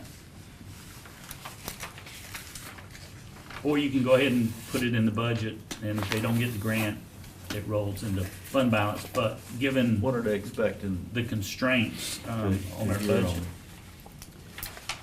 Is it gonna be after, in the new budget year, or in this budget year, or? We do not know. I actually think, what's the oddest, a new board member told me they were expecting this to know at the beginning of July. And he also mentioned that the T-hangers, they were putting in a request in next year's budget to get money to build those T-hangers with. I would think that we would need to at least put it in the budget in case it happens. There's nothing wrong with not spending it, but I certainly think we need to condition it, as you said, upon receiving the grant money, but also upon all 5 of our partners agreeing to pay their proportion or share as listed on here. Okay. Any objection to putting the full, 127,000. yeah, 127,17 in the budget, and we would pay out as they receive those grants? If all partners signed on. And provided all partners agree to their match. In connection with this fuel farm, is that because of some contamination? Fred, the word mitigation Suggests. indicates that, yes. I don't know nothing Well, about it. well, they're gonna have to, if that's the problem out there, they don't have no choice, they got to. They gotta do that. Yeah, they got to straighten that out. In other words, Yeah, but they'll they be- will they'll get be grant funds. stopped. Yeah, they'll get grant funds to do it with. Well, that's possible. Yep. Yeah, for contaminated areas, I know there are money, there's federal money for that. Yep. And that's what this is federal money.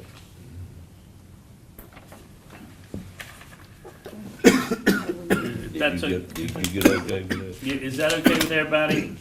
Yes. Okay. I'm still gonna research that one a little bit more and find out when we can expect those, because I really hate to tie up $127,000, or at least the portion that's the runway grant, 8.8 million or whatever it was, but we'll put it in there for now, and if we need to make an adjustment there, I will come back to the board. Carolina Gateway Partnership. They're requesting an additional $12,283. Which one? Highway 17.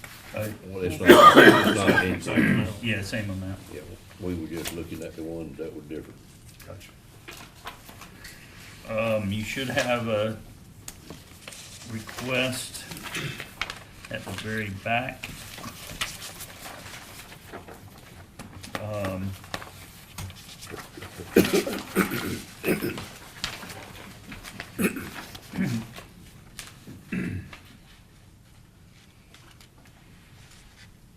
Is this due to an increase in their budget or a change in the formula that's dictated by the formula? No, I think it's a result of them wanting to bring on, Josh, is that his name? Yes.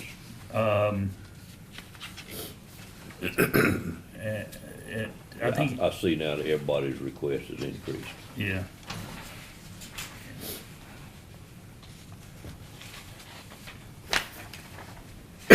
would they like to do a similar, subject to the other partners increasing theirs?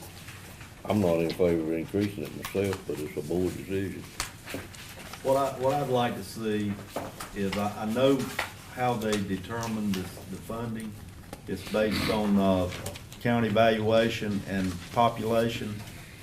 I'd like to compare those numbers for the current budget with what numbers they used for this budget to establish this increase across the board, especially to Nash County.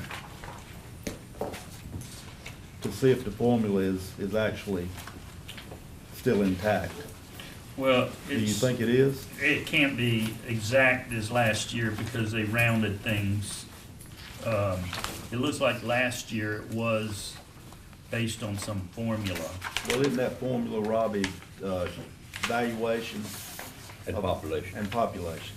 Looks That- like- I mean, whatever that was last year, it's gonna be different this year. It's an easy calculation.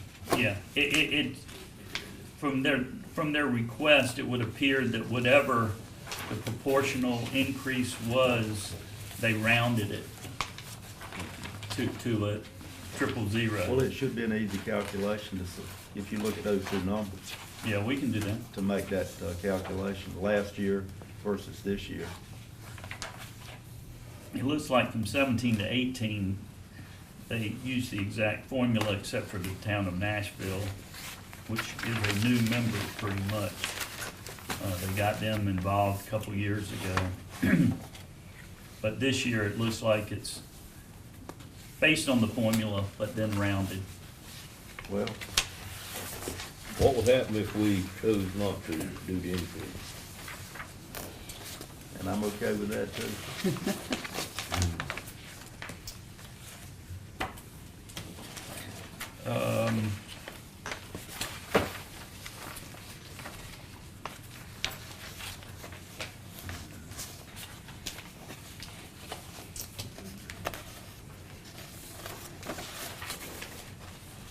You asking me, or is he asking the board?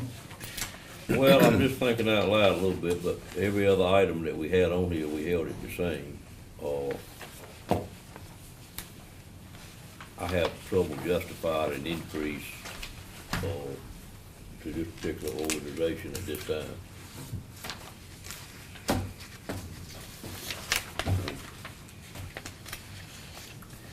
And I guess it's based on performance as it relates to Nash County. In fact, I don't guess that, it is based on that.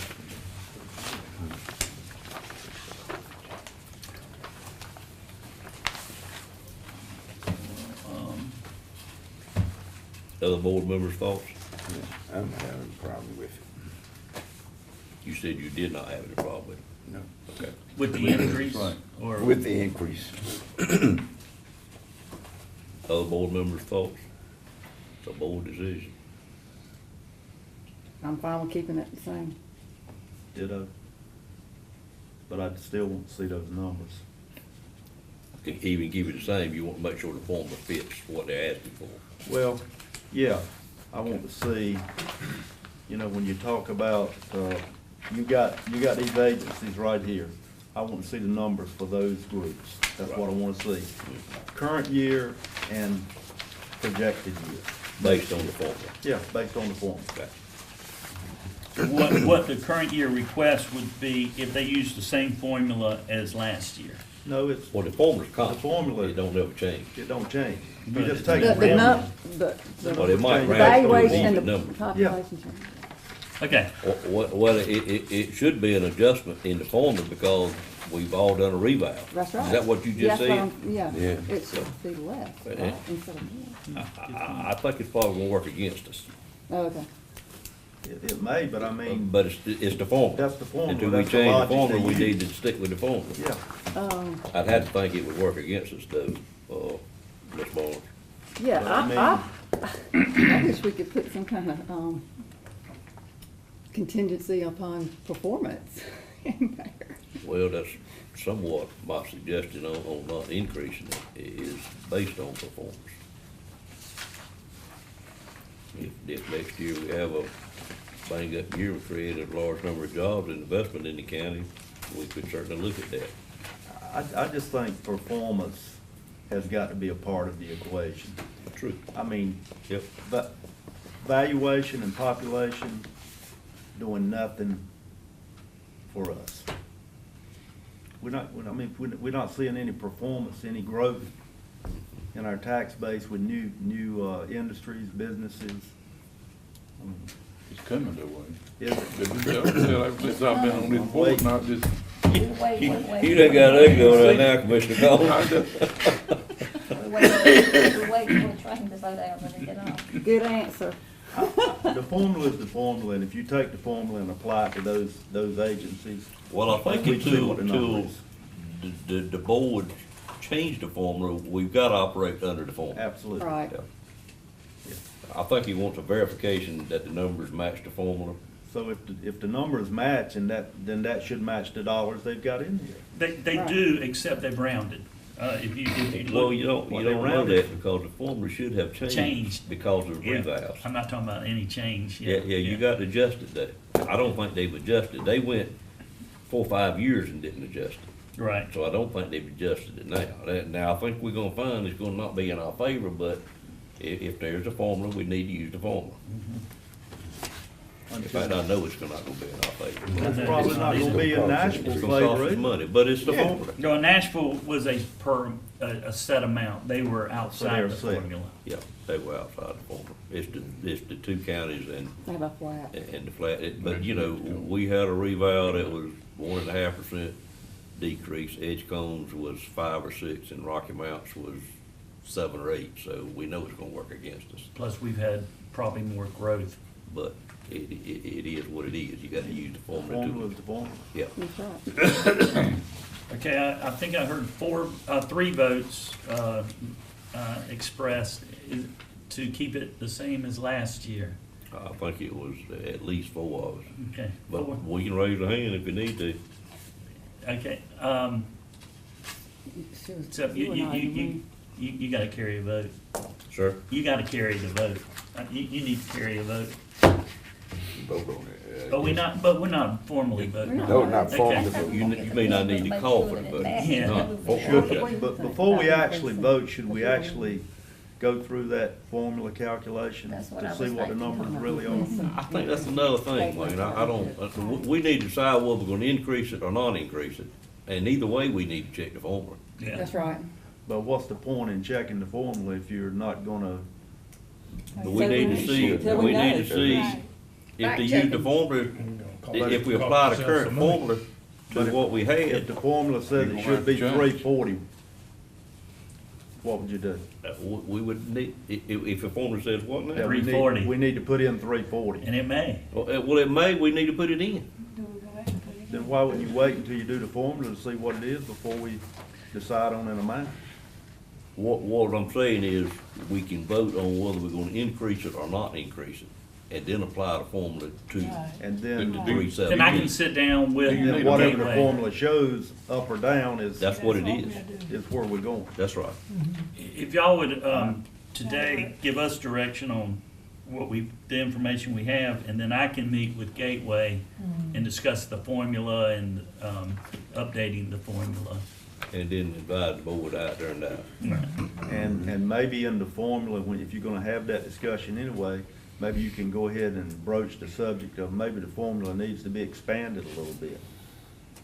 Based on performance. Yeah, A third variable. well, seems reasonable. I'd love to get, you know, tremendous investment like Triangle Tire or some nice distribution center out on Highway 97, maybe 1 or 2, or Just come. we got a nice piece of property out there just waiting. Okay, so, Let me just see, not a vote, but a show of hands, which commissioners support leaving the level of funding at the same rate, but calculated on the new on the formula that we're using. Raise your hand. And those, well, that's all I need. okay, we'll keep it at 317,717. However, I will meet with them, apply the current formula for next year and see where those numbers end up. Not only for Nash, but the other. Oh, yeah. All of them. Okay, that's all we have on the, I believe, on the outside agencies. We've also got on the agenda before break, and I hope we're not running. Okay, we'll at least do the community college. I did meet, Why don't we break, call a break right okay. there? Yeah. I think several of them are needed. Okay. Let's do that. The next two items on the agenda are the general discussion of funding for Nash Community College and the Nash Rocky Mount School System. I have met with the president of Nash Community College. We discussed his request. We have agreed for next year a 5% increase on current expense. That's justified with the new building that's going to come online around July 1. And on capital, as you know, for 3 years, the commissioners gave the school system $1.2 million, $400,000 a year intended for security upgrades. I know Wesleyan has had a 3-year plan to increase their security upgrades, and they are asking for a 2-year project on the capital that increases it to $400,000, which would include $150 to begin their security approach. And they estimate another 94 would be needed in year 2. That was their request, and certainly if he gets an offer, a bid that needs to be done in 1 year, I would come back to the board during the budget year and request an additional appropriation. Right now, their plan is to do that security upgrade over a 2-year period. They will also be adding, replacing a vehicle, and so if there's no objection to this. This was negotiated between President Carver and I, and I think their original request was $2,249,000 on operating, but he agreed to this one of $2.2 million, and this capital is pretty much what he requested. But I do want y'all to know that it's a commitment for about another $100,000 to finish the security upgrades on campus. Any discussion? Everyone happy with that? Mary or Wayne, y'all closest to this. Yeah, I that's think the good. college is very pleased with it. Yeah, I was just getting ready to say, if the two of you all, y'all been through this, this, I think Dr. Carver and county manager are working very well together, and I appreciate the relationship that you've got with the community college, as I know Dr. Carver does. Great.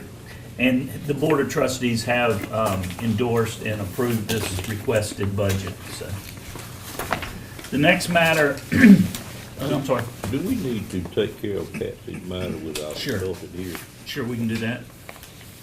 We probably paid him about an hour, he might make much of it. I don't know. That's an action item, so I'll turn that over to the chairman.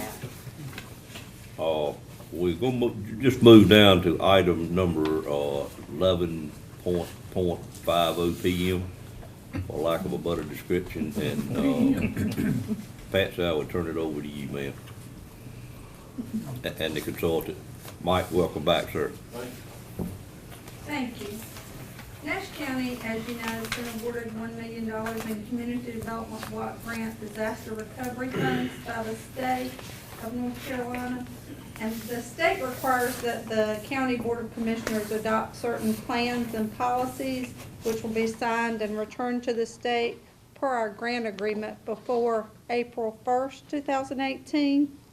And this also allows for the county manager to enter into a contract for grant services, which we have advertised for, and we're receiving proposals next week.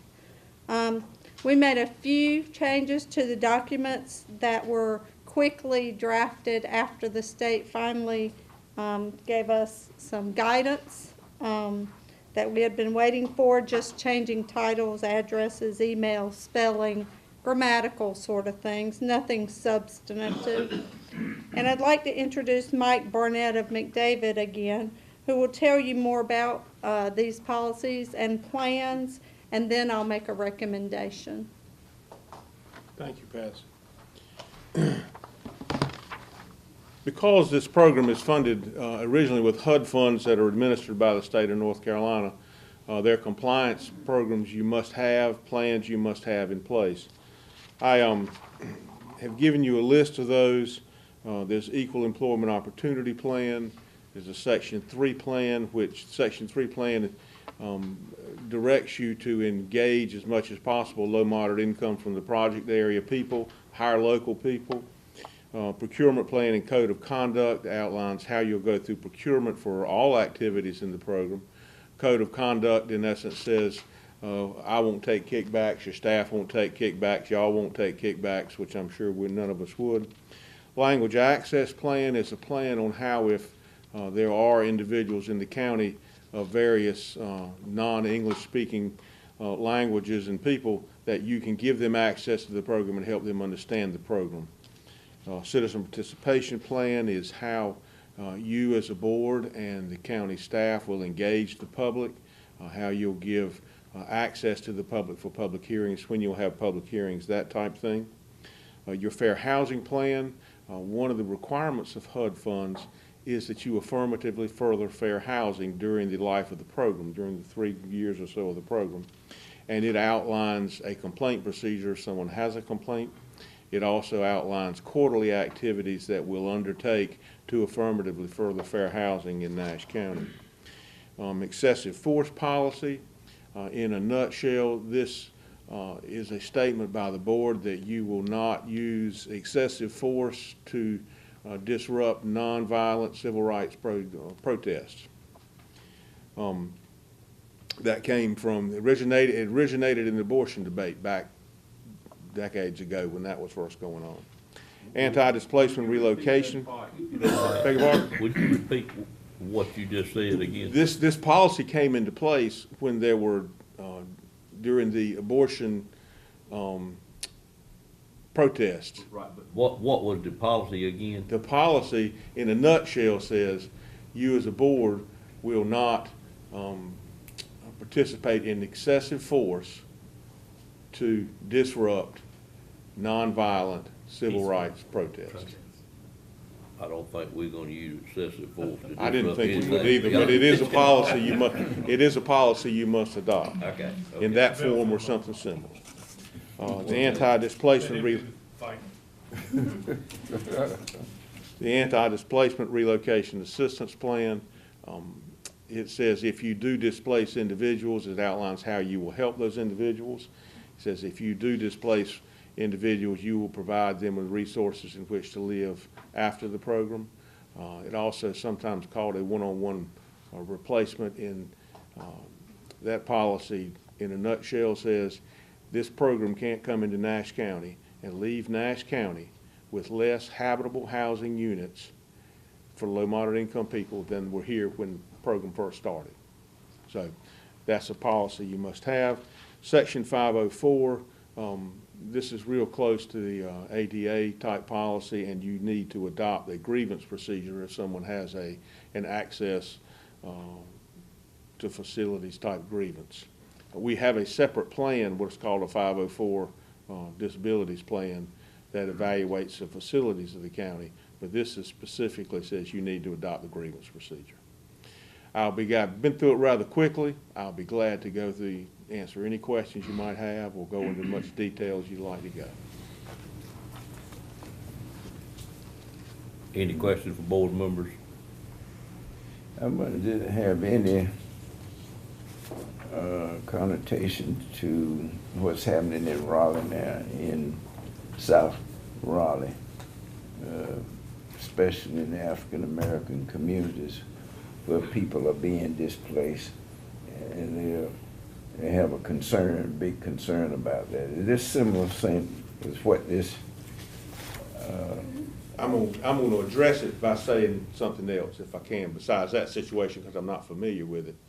But the anti-displacement relocation originated as a part of urban development in the northeastern cities, where you were tearing down housing, and that low moderate income people, they would use HUD money to tear down housing and not put back housing.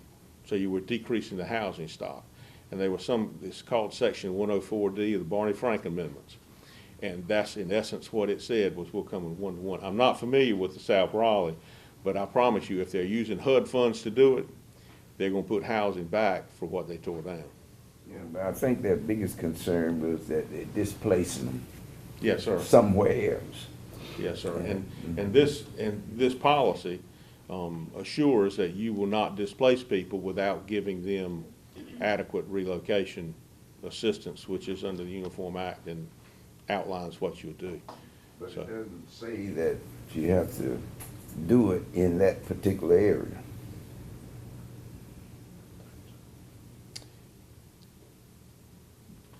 There are some area restrictions when you get into the Uniform Act, and the Uniform Act is involuntary displacement versus voluntary displacement. There are some, I can't move somebody to Kansas and disrupt them in North Carolina, but I think there's some reasonable accommodations on where they can move or not move.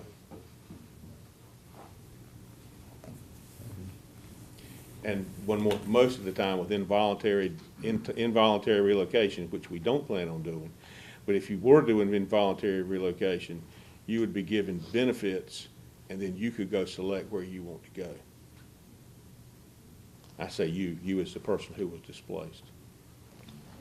Any other questions from board members? Recommendation you have, Pat?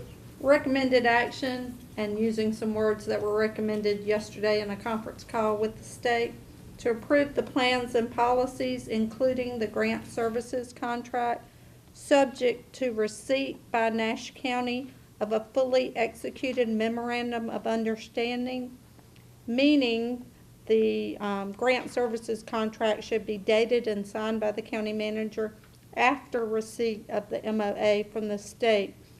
And we'll be requesting an extension simply because we don't have the state executed MOA that we submitted on February 5th.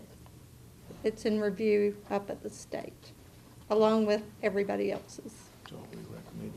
So we're recommending you approve the policies and plans subject to us receiving the MOA and dating the grant services contract after we receive the MOA, which should be here within a couple of weeks. And this recommendation has nothing to do with the receiving of quotes on the administration of the grant. No, we have advertised, it does have to do with that, and you can explain it better than I can, but we finally received word back from the state on what should be included in this particular RFP. We sent out the RFP last week. We're receiving proposals on April 4th, and we've already had 3 inquiries from firms.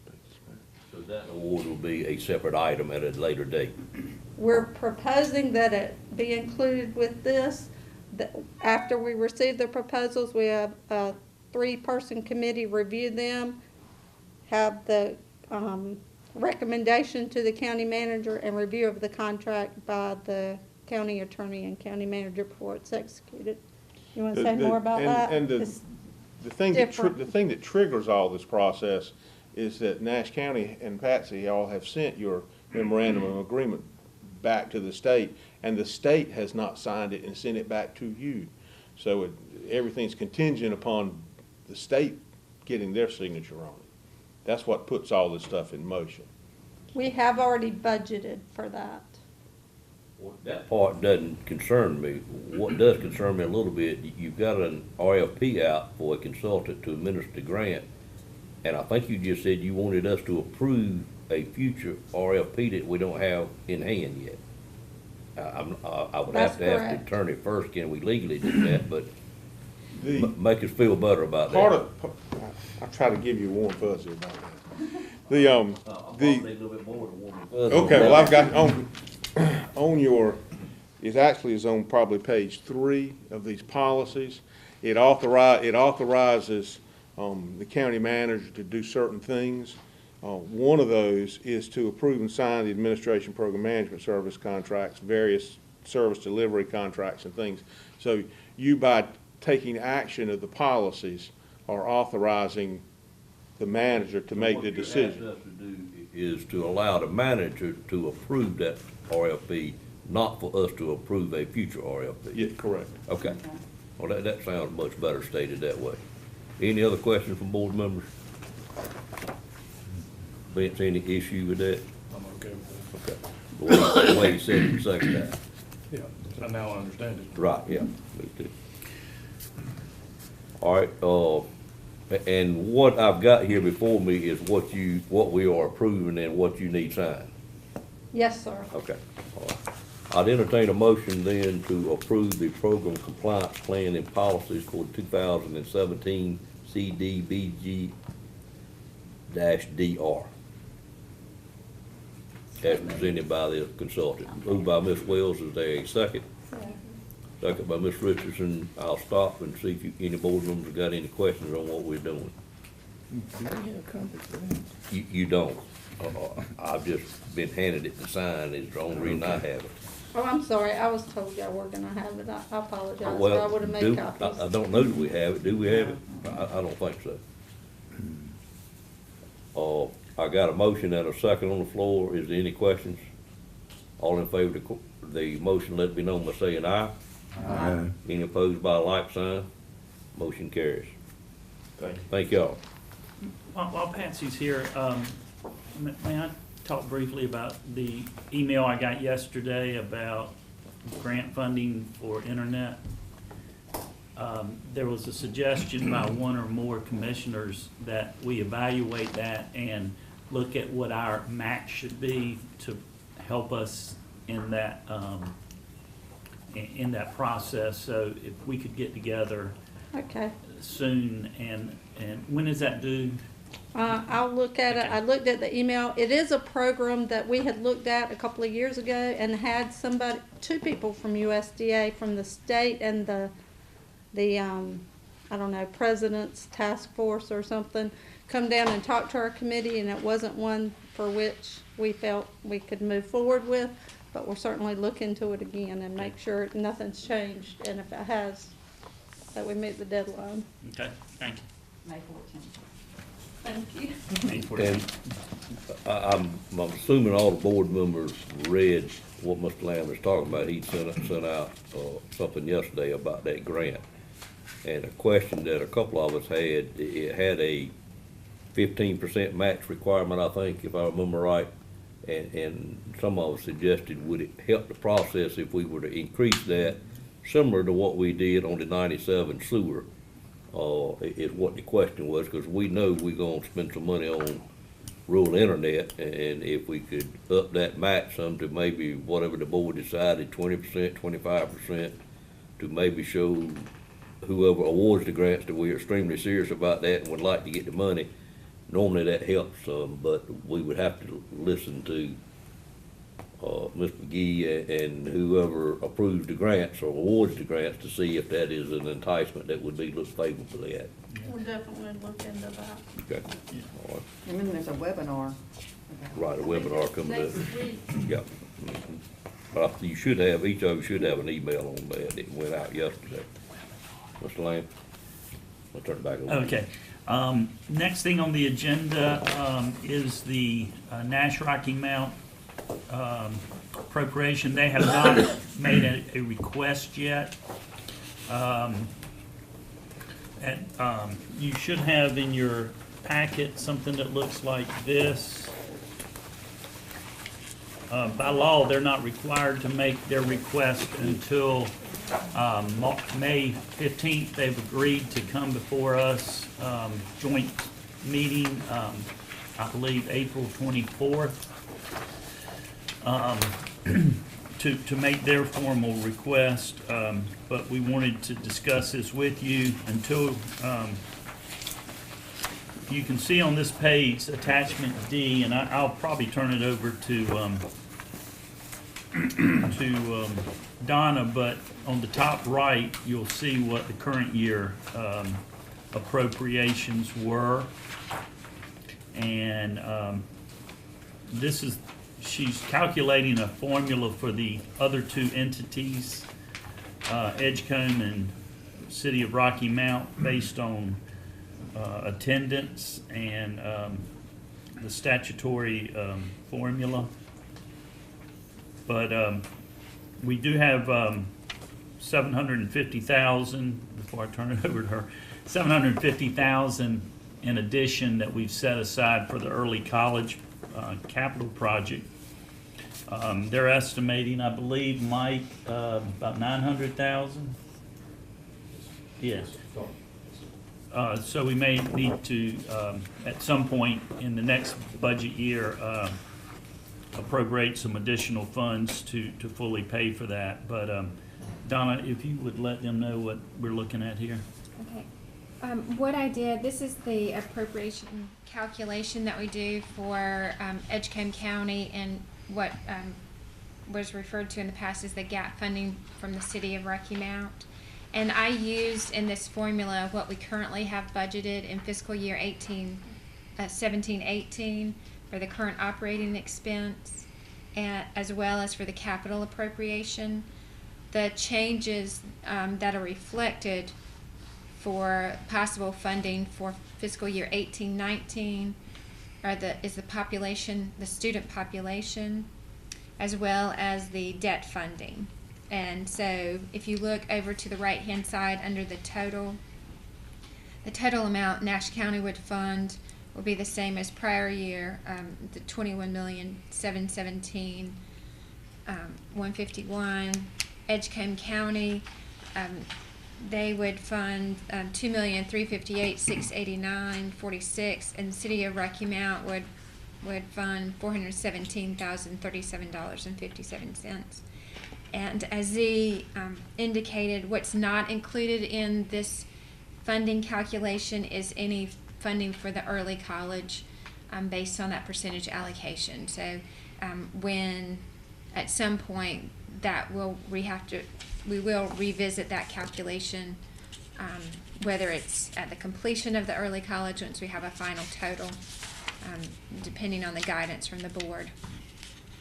But this funding could change depending on if there are any changes with Edgecombe County funding or Nash County funding.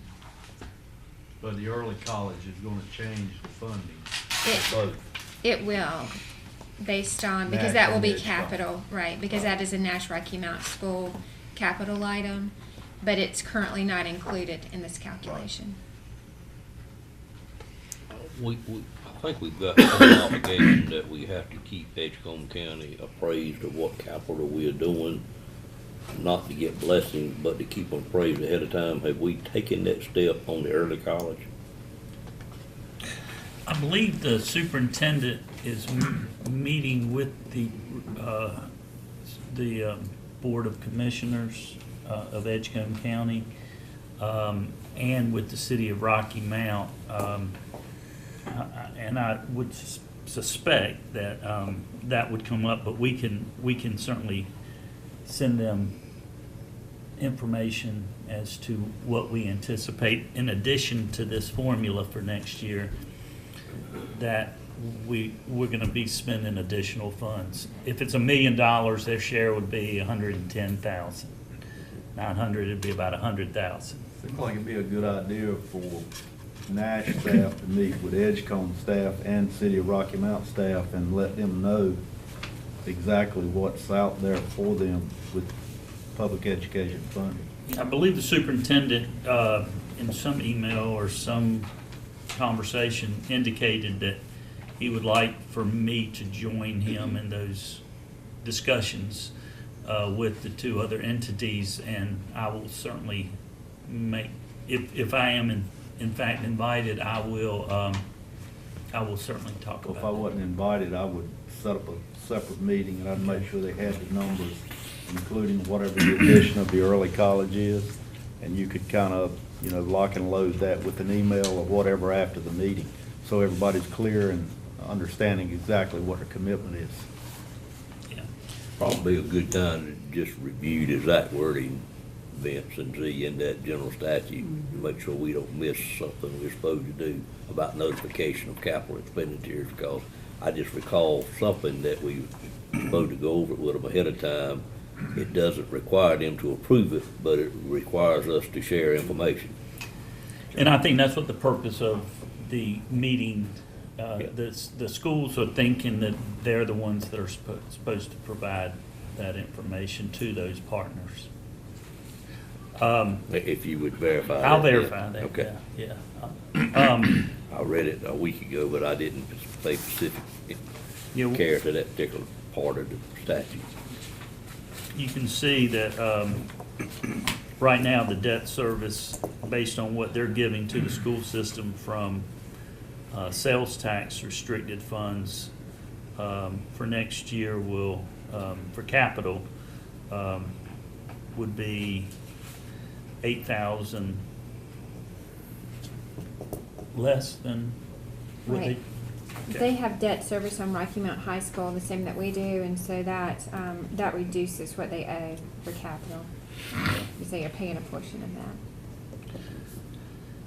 that. Okay. If y'all want to discuss this further tomorrow, as far as an amount we can pencil in for budgetary purposes at this point, we can do it then. In the meantime, we'll pencil in last year's appropriations until we hear otherwise from y'all. On the gap money, that's based on a number of students. What did that actually end up being? What gap funding was used for that, for those students? And how many students? To establish that, I guess the 417. It's on the top left, you can see the 89% represents 13,298. Where you at now? On that same page, appropriation calculation. 13,298 from our county, 1,705 from Edgecombe County. So the difference in the gap money is actually $244.60 per. It is. And I multiply that by the number of Edgecombe County students. Okay, you're right. And that's what the city of Rocky Mount for the next 2 years will be responsible for. Right, okay. Is all of that inaccurate, the way we were doing things in the past cleaned up? I remember one of them was students of teachers in the system. This is accurate. This excludes the out-of-district students. Okay. In Nash County and Edgecombe County. Which So is it what we excludes agreed to them. last That's right, year, just to right. exclude them. Okay. Can you just kind of, when all these meetings have been completed, just kind of send us an email to just let us know that it's been done and Sure. they're okay and everything's where it should be? Yeah, sure. Okay. Yeah. There's no other discussion on the schools at this time. I'll ask Mike to come forward and have a discussion here about the water and sewer fund. Mike and Donna and Stacy and I have been working on this. As y'all know, 3 years ago, we separated the water and sewer fund from the solid waste fund. The solid waste fund is right now looking very good, very self-supporting. I'm not sure it would be had you not been forced to raise that yearly household fee to $125 a few years ago, but right now that fund is looking good. The Central Nash Water and Sewer Fund, however, we are concerned about the future viability without some changes such as rates or and we're trying to address it budgetarily. For instance, in past years, his predecessor and the water and two people in public buildings were 50-50 between the water system and public buildings. We're proposing, or we have already decided for this year, the current year, we're going to ask y'all in a future meeting. Does it require a budget amendment? No, not to change the. We're going to change the formula so that Central Nash is going to be responsible for 25 instead of 50% of their time, since that's a better representation of how much time they spend on it, and it will also help that water system reduce its cost. And but I'll turn it over to Mike. If you've got anything, go ahead. Well, and one of the thank you for bringing that up about the moving the salary burden to between the two funds. One of the things in the package I've sent out in front of you is it has the front page from, I believe this is our capital report. I don't know what this report is titled overall, but it's our basic balance sheet for the fund and for the proprietary funds. And you'll see highlighted there what we have is unrestricted fund balance for the water and sewer fund. So that's the number we are needing to be very protective of as far as available fund balance for any kind of burden we put on the fund and shortcomings we have at the end of the year. The next page in your packet is and for information, that's June 30th, 2017. And in this year's budget, we did appropriate part of that money towards the water system. right, roughly $308,000, which is what we're trying to move some expenses around to keep from hitting that number so hard to leave a little more left there. So if you'll look, the next page is basically our standard fee structure. It's where the rates are and what our customers are currently seeing per month. If you look down about middle of the page, there's a water usage in gallons. So a customer right now would see a base fee coming out in their customer fee of $20 a month. That's the base fee. That's what, if you use no water whatsoever, you're still going to pay $20 if you're connected to the system. And then your first 1,000 gallons, from 1 gallons to 5,000 gallons, you're going to pay $5 per 1,000. So what we did was that's our current fee structure, and what you've got, the next 3 pages, that's our entire fee structure, and then you'll have the information sheet that we hand out. So that's got everything that all of our customers basically see and what our ordinance covers for costs. But further in, you'll see there's the Edgecombe County water and sewer schedule. So I just wanted to show you a comparison of how we rank in the surrounding counties that also run county utility systems. And if you'll see that availability fee, the very top line, it's $30, so it's $10 more per month in Edgecombe County to have the same water, that water coming to the houses. And then their first 5,000 gallons is $5.75 a gallon, and we charge $5 a gallon, $5 for 1,000 gallons currently. So that's the fee structure for our neighbor to the east. And if you, I think the next page after that is just the back end of the Edgecombe County. But one note of interest is an average water and sewer bill with 4,000 gallons usage. The water bill would roughly be $53 a month, which is what, that's, with just a 4,000 gallons, that's $5.75 times 4 plus the $30. So there's your That's where that number is calculated.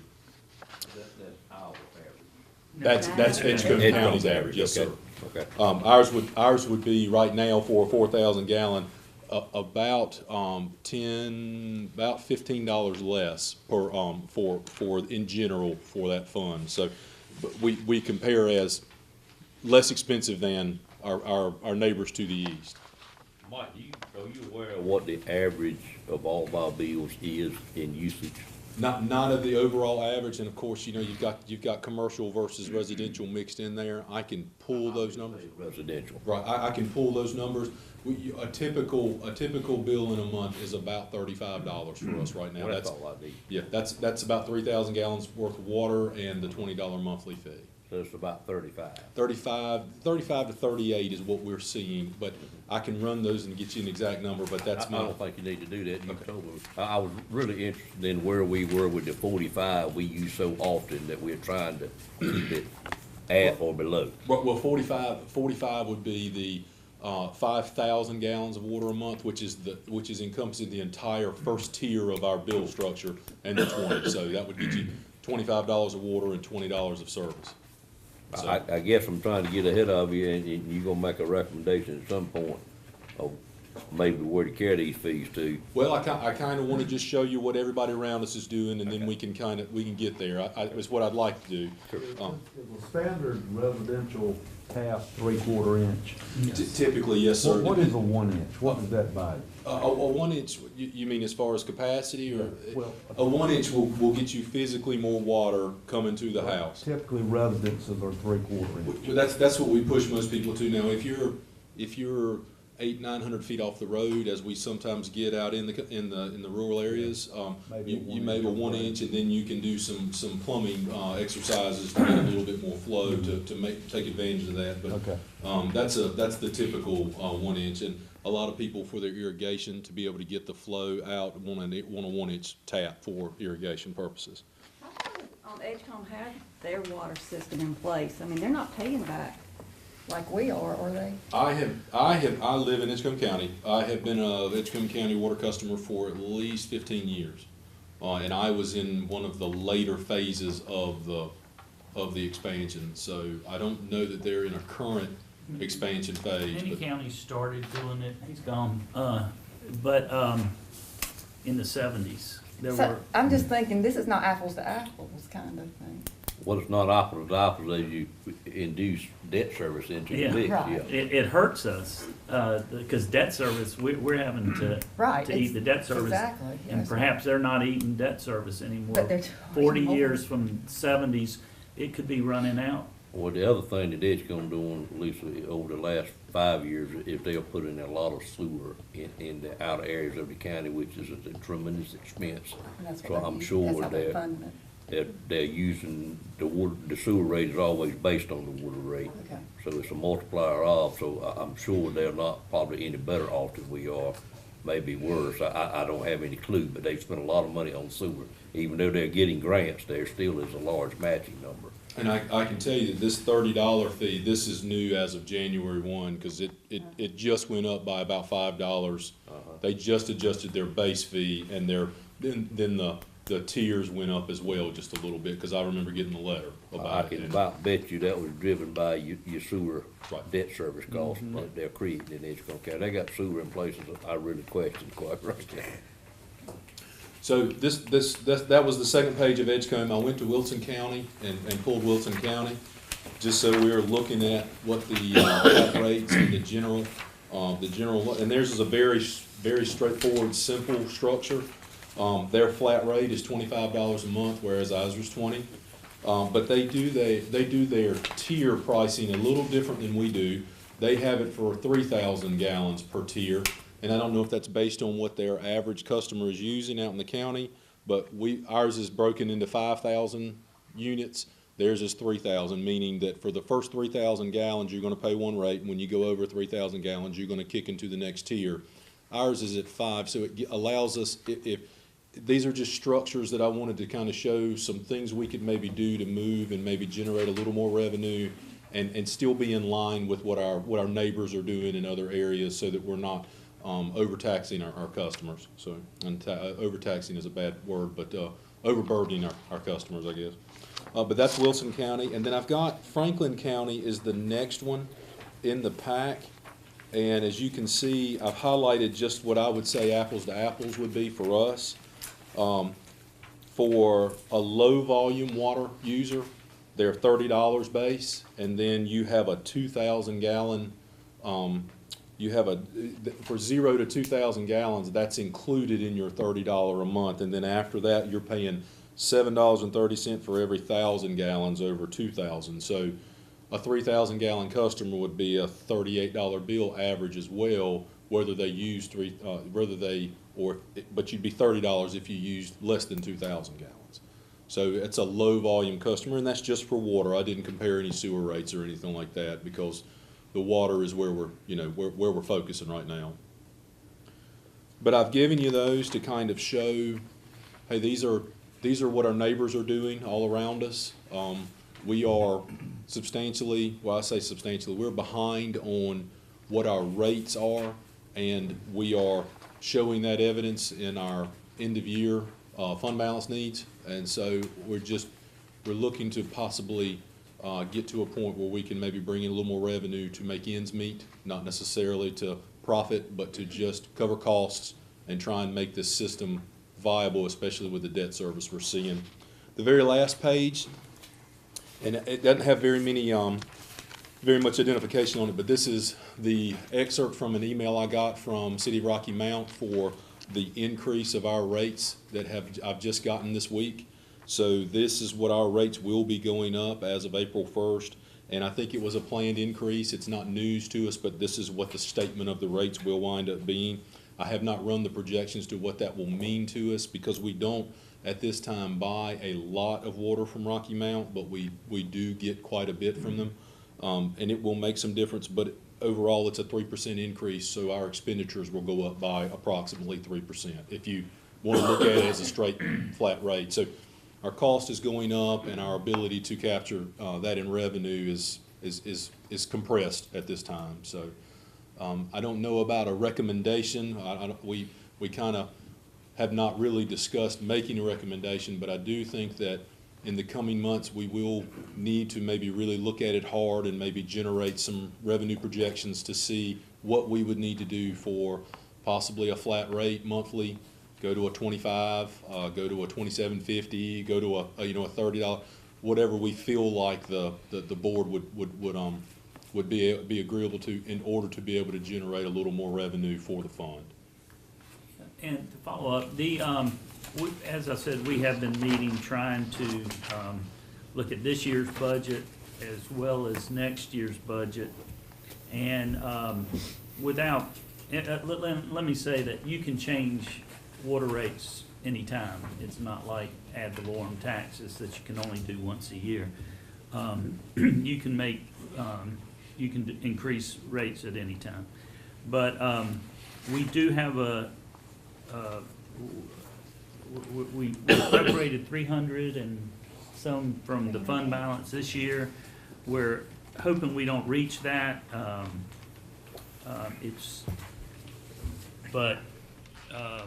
It's looking like we're not going to have adequate funds for next year to appropriate from that fund balance.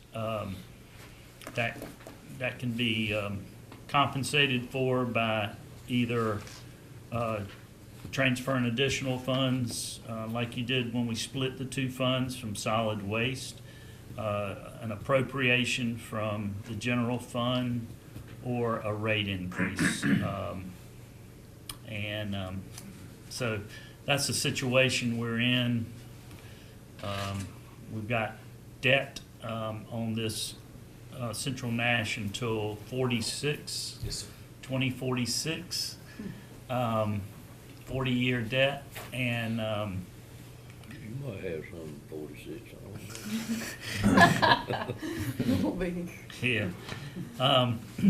So we really just need to have a serious discussion on how to address the shortfall. We are making, like I said, changing it to 25% instead of 50%. That'll mean that general fund will pay more and the water fund will pay less, but it does represent truly what his time entails.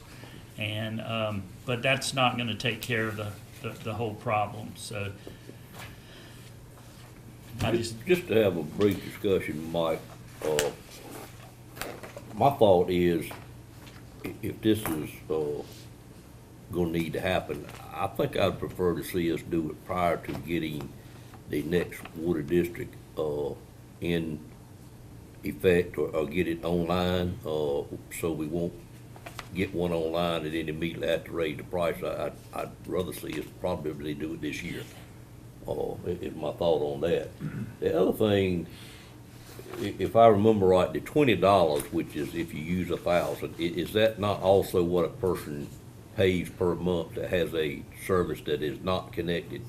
That availability, yes, sir. We have an availability charge too that's. And really, the only complaint that we get from time to time, hadn't been one right lately, is about that. Yes. Do you see us possibly splitting that, so you got availability fee of leaving it at 20 and then moving that first tier up to say $25 for the first 1,000 gallons and have two different items? Is that a potential, has anybody done it that way, and is that a possibility? The availability is all over the board, when it comes to that, from what I've seen. That I see the availability is, I believe in the Edgecombe County one, and I don't wanna guess it wrong, they call it availability in general. They don't call it anything else, so you pay $30 a month, period, whether you're connected or not. Actually, that's a good idea, what he just said. I like it. I like it because we do get complaints from people If you who. raise that 20 to 25, you're gonna get a lot of complaints. more, Yeah. that's right. Yeah, And they're not getting anything granted, but they signed on to it. But if we can leave that 20. And we want them to sign on Oh, yeah, we Yeah. want them to sign on. unconnected would remain 20, connected would go Yeah. to another number. Right. Because you're getting water. Yeah. I mean, That's you right. can You're carry it to using it. 25. Right. That's good. What we have looked at several scenarios, especially with availability, because it is by and large the largest complaint we get every month when bills go out. And I know you guys get them as well. And the bottom line is we're looking at some structure to maybe make it so that once availability has been paid to a certain point, we're looking at coming to make a recommendation that once they've paid this much of availability, then we'll suspend availability on their account until such time that they do want to come in and connect, simply because that is probably 80% of the complaints we get is, Yeah. Problem is I'm we paying can't for water afford and I that. don't use any, Right. and, I don't know if you're gonna ever Never be be able to able to afford afford that, it. to be honest with you. what's that? I said we couldn't afford that right now. Right, But, right. and That's right. he said he didn't know if we'd ever be able to afford a cutoff. Giving it up, but I would like to keep it constant and not raise that number. I agree, and what we were looking at coming at you with, we'd still have availability fees going out, but after they had hit a certain amount collected from that individual service, suspending it on that account, so those people would no longer get a bill once they had paid, and pick a number, but say, if they had paid $1,000 or $2,000, what it would have been to have gotten the tap. That's the structure we've been toying with, and the model I'm trying to work with maybe some wording in the policy to send that to you. But it does mean a reduction in revenue that, Yeah. it's hard to give a break and still need to borrow money, so. Well, the other thing, you're gonna be continually creating a new baseline for availability That's right. in your new district. I'll listen to anything you got to say, but I would be cautious about eliminating that fee, because it is an item that person understands when he does it at that moment, Well, and in the new. until he starts getting the bill. And in the new signups, we're doing a better job of being very transparent and look, you're gonna start getting a bill when this system starts. You need to know that. It behooves you to sign up and start using water. That's the whole Believe me, point. we've always done a good job of making sure they understand that. We have, But and we memories are short. really drill it in, Yeah. because we're reminded every day that people don't like it. Right. And so That's we right. try to make it very clear when they get that piece of paper. It does have But- value to your property. It does, and I'd rather see, if indeed the revenue gets straightened out, maybe at some point in the future, drop it from $20 to $15. Right. Keep buying, I mean, if you drop it $5, everybody gonna be happy Yeah, for that a would Right, be- that's period true, of time. very true. Yeah, that's true. That's a good idea. And the other, did you happen to look at Halifax's rate schedule? I'd kinda like to see those. I tried to get you Halifax, their rate structure fee is 30 pages long, and there's a rate on every page almost, because they've got so many different districts. So it's, okay. And so to make sense of it, it was, their availability went from $10 to $50, and I just, you know, I got it. Don't worry about I could have cherry picked what I needed to, so I Gotcha. just didn't wanna do Understand. that for this group. Yep. I get a bill from them monthly, so I can just look at that and see. Yes, how sir. it runs. And I, not knowing they've got Central, they got Southeast, they've got, you know, They've got 7 districts, so, yeah, I can see what, and they didn't do what we're trying to do, is get ours consistent, and keep them consistent. Right. Sure make life a lot simpler, I would think. If we went up $5, we have 3,100 active. 3,100, and that includes all our commercial and our commercial and our industrial customers. And our base, and I don't know the exact number off the top of my head for commercial versus residential, but of that 3,100, probably 2,800 are residential. So I think it's right at 300 for the commercial. So. My calculation is if we went up He done canned beans over here. $5 times 3,100 times 12 months is $186,000. I think we need to do something, and we need to do it soon. We could make it effective May 1st, June 1st. Could we do it July 1st with budget year? We can do it through the budget ordinance, July 1. Would y'all like him to look at the, just the base rate, or get back with us on maybe adjusting the additional amounts, maybe a quarter or 50 cents, or? Have we raised anything since we went in business? That $20 has always been $20. The only thing, since I've been here, is the 25 used to include the first 1,000 gallons. The 20 included your first $1,000. Yeah, the 20 included the first 1,000. And it doesn't anymore? No. It went from, if you were used to paying 20 and you only used 1,000, your bill went up by $5. So you get no water with the 20? That's right. Right. I got you. So you did it that way? Yeah. That's Derek what I understand. Derek did, Okay, yeah. I got you. Yeah, and so what we would suggest is go to that base rate, availability fee of 25. That would produce 186,000 a year. Still very tight on our budget, but with other adjustments. How long do you think that would carry you before you would need to increase it again? Any idea? Well, I'm not sure that's gonna be adequate. Well, And I'm gonna look, and that's why I wanna look at the per 1,000 gallon rates too, and have him come back to y'all. I hate to do this, and then come back in a year or so Yeah, and just keep nibbling away at it. it would That's not a- depend on how much your cost to the city of Rocky Mount, your fixed costs. Whatever's reasonable to do, I think you need to do it, something that'll carry you for some period of time, not just a year or so. I agree with Mr. Outlaw on that. I'd probably like to see you do the 25 on the actual water users, and then look at your 1 through 5,000 and move it up some also. I mean, each one of your structures here, move it up, whatever y'all choose to do it, and get it all done at one time. We'll get that to That'll buy you. We can bring that back to you on the 16th of April. Okay. And with a recommendation. It will include a $5 and then trying to get some others, some of that first 5,000.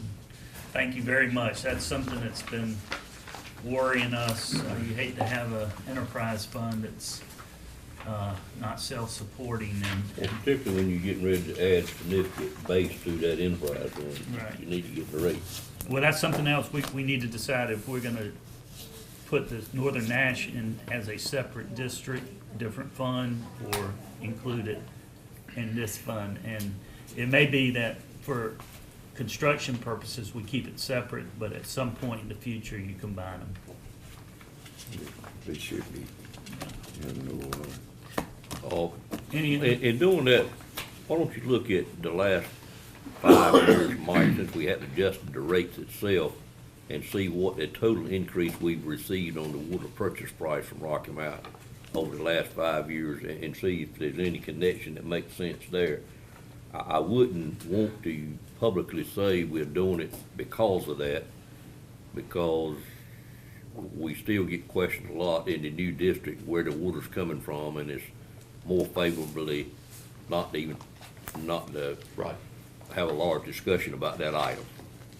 I think that, and if I remember correctly from my short time here and from my time in Rocky Mount, I believe it was a customary 2.5% or 3% increase a year in a tiered structure. So I that think it that's got to- exactly right, yeah. I think you're gonna find in 5 years, you're looking at least 8%. Right, and but I'm not sure, I thought it stopped at a certain tier, but I'll look into that. And if it does, maybe we can leave the upper tiers alone. Right. Yeah, we'll report back to y'all on the 16th at the work session.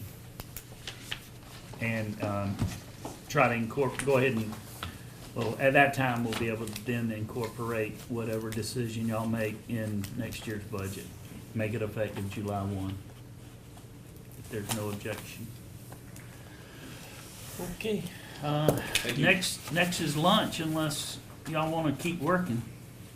No, we don't have the people to.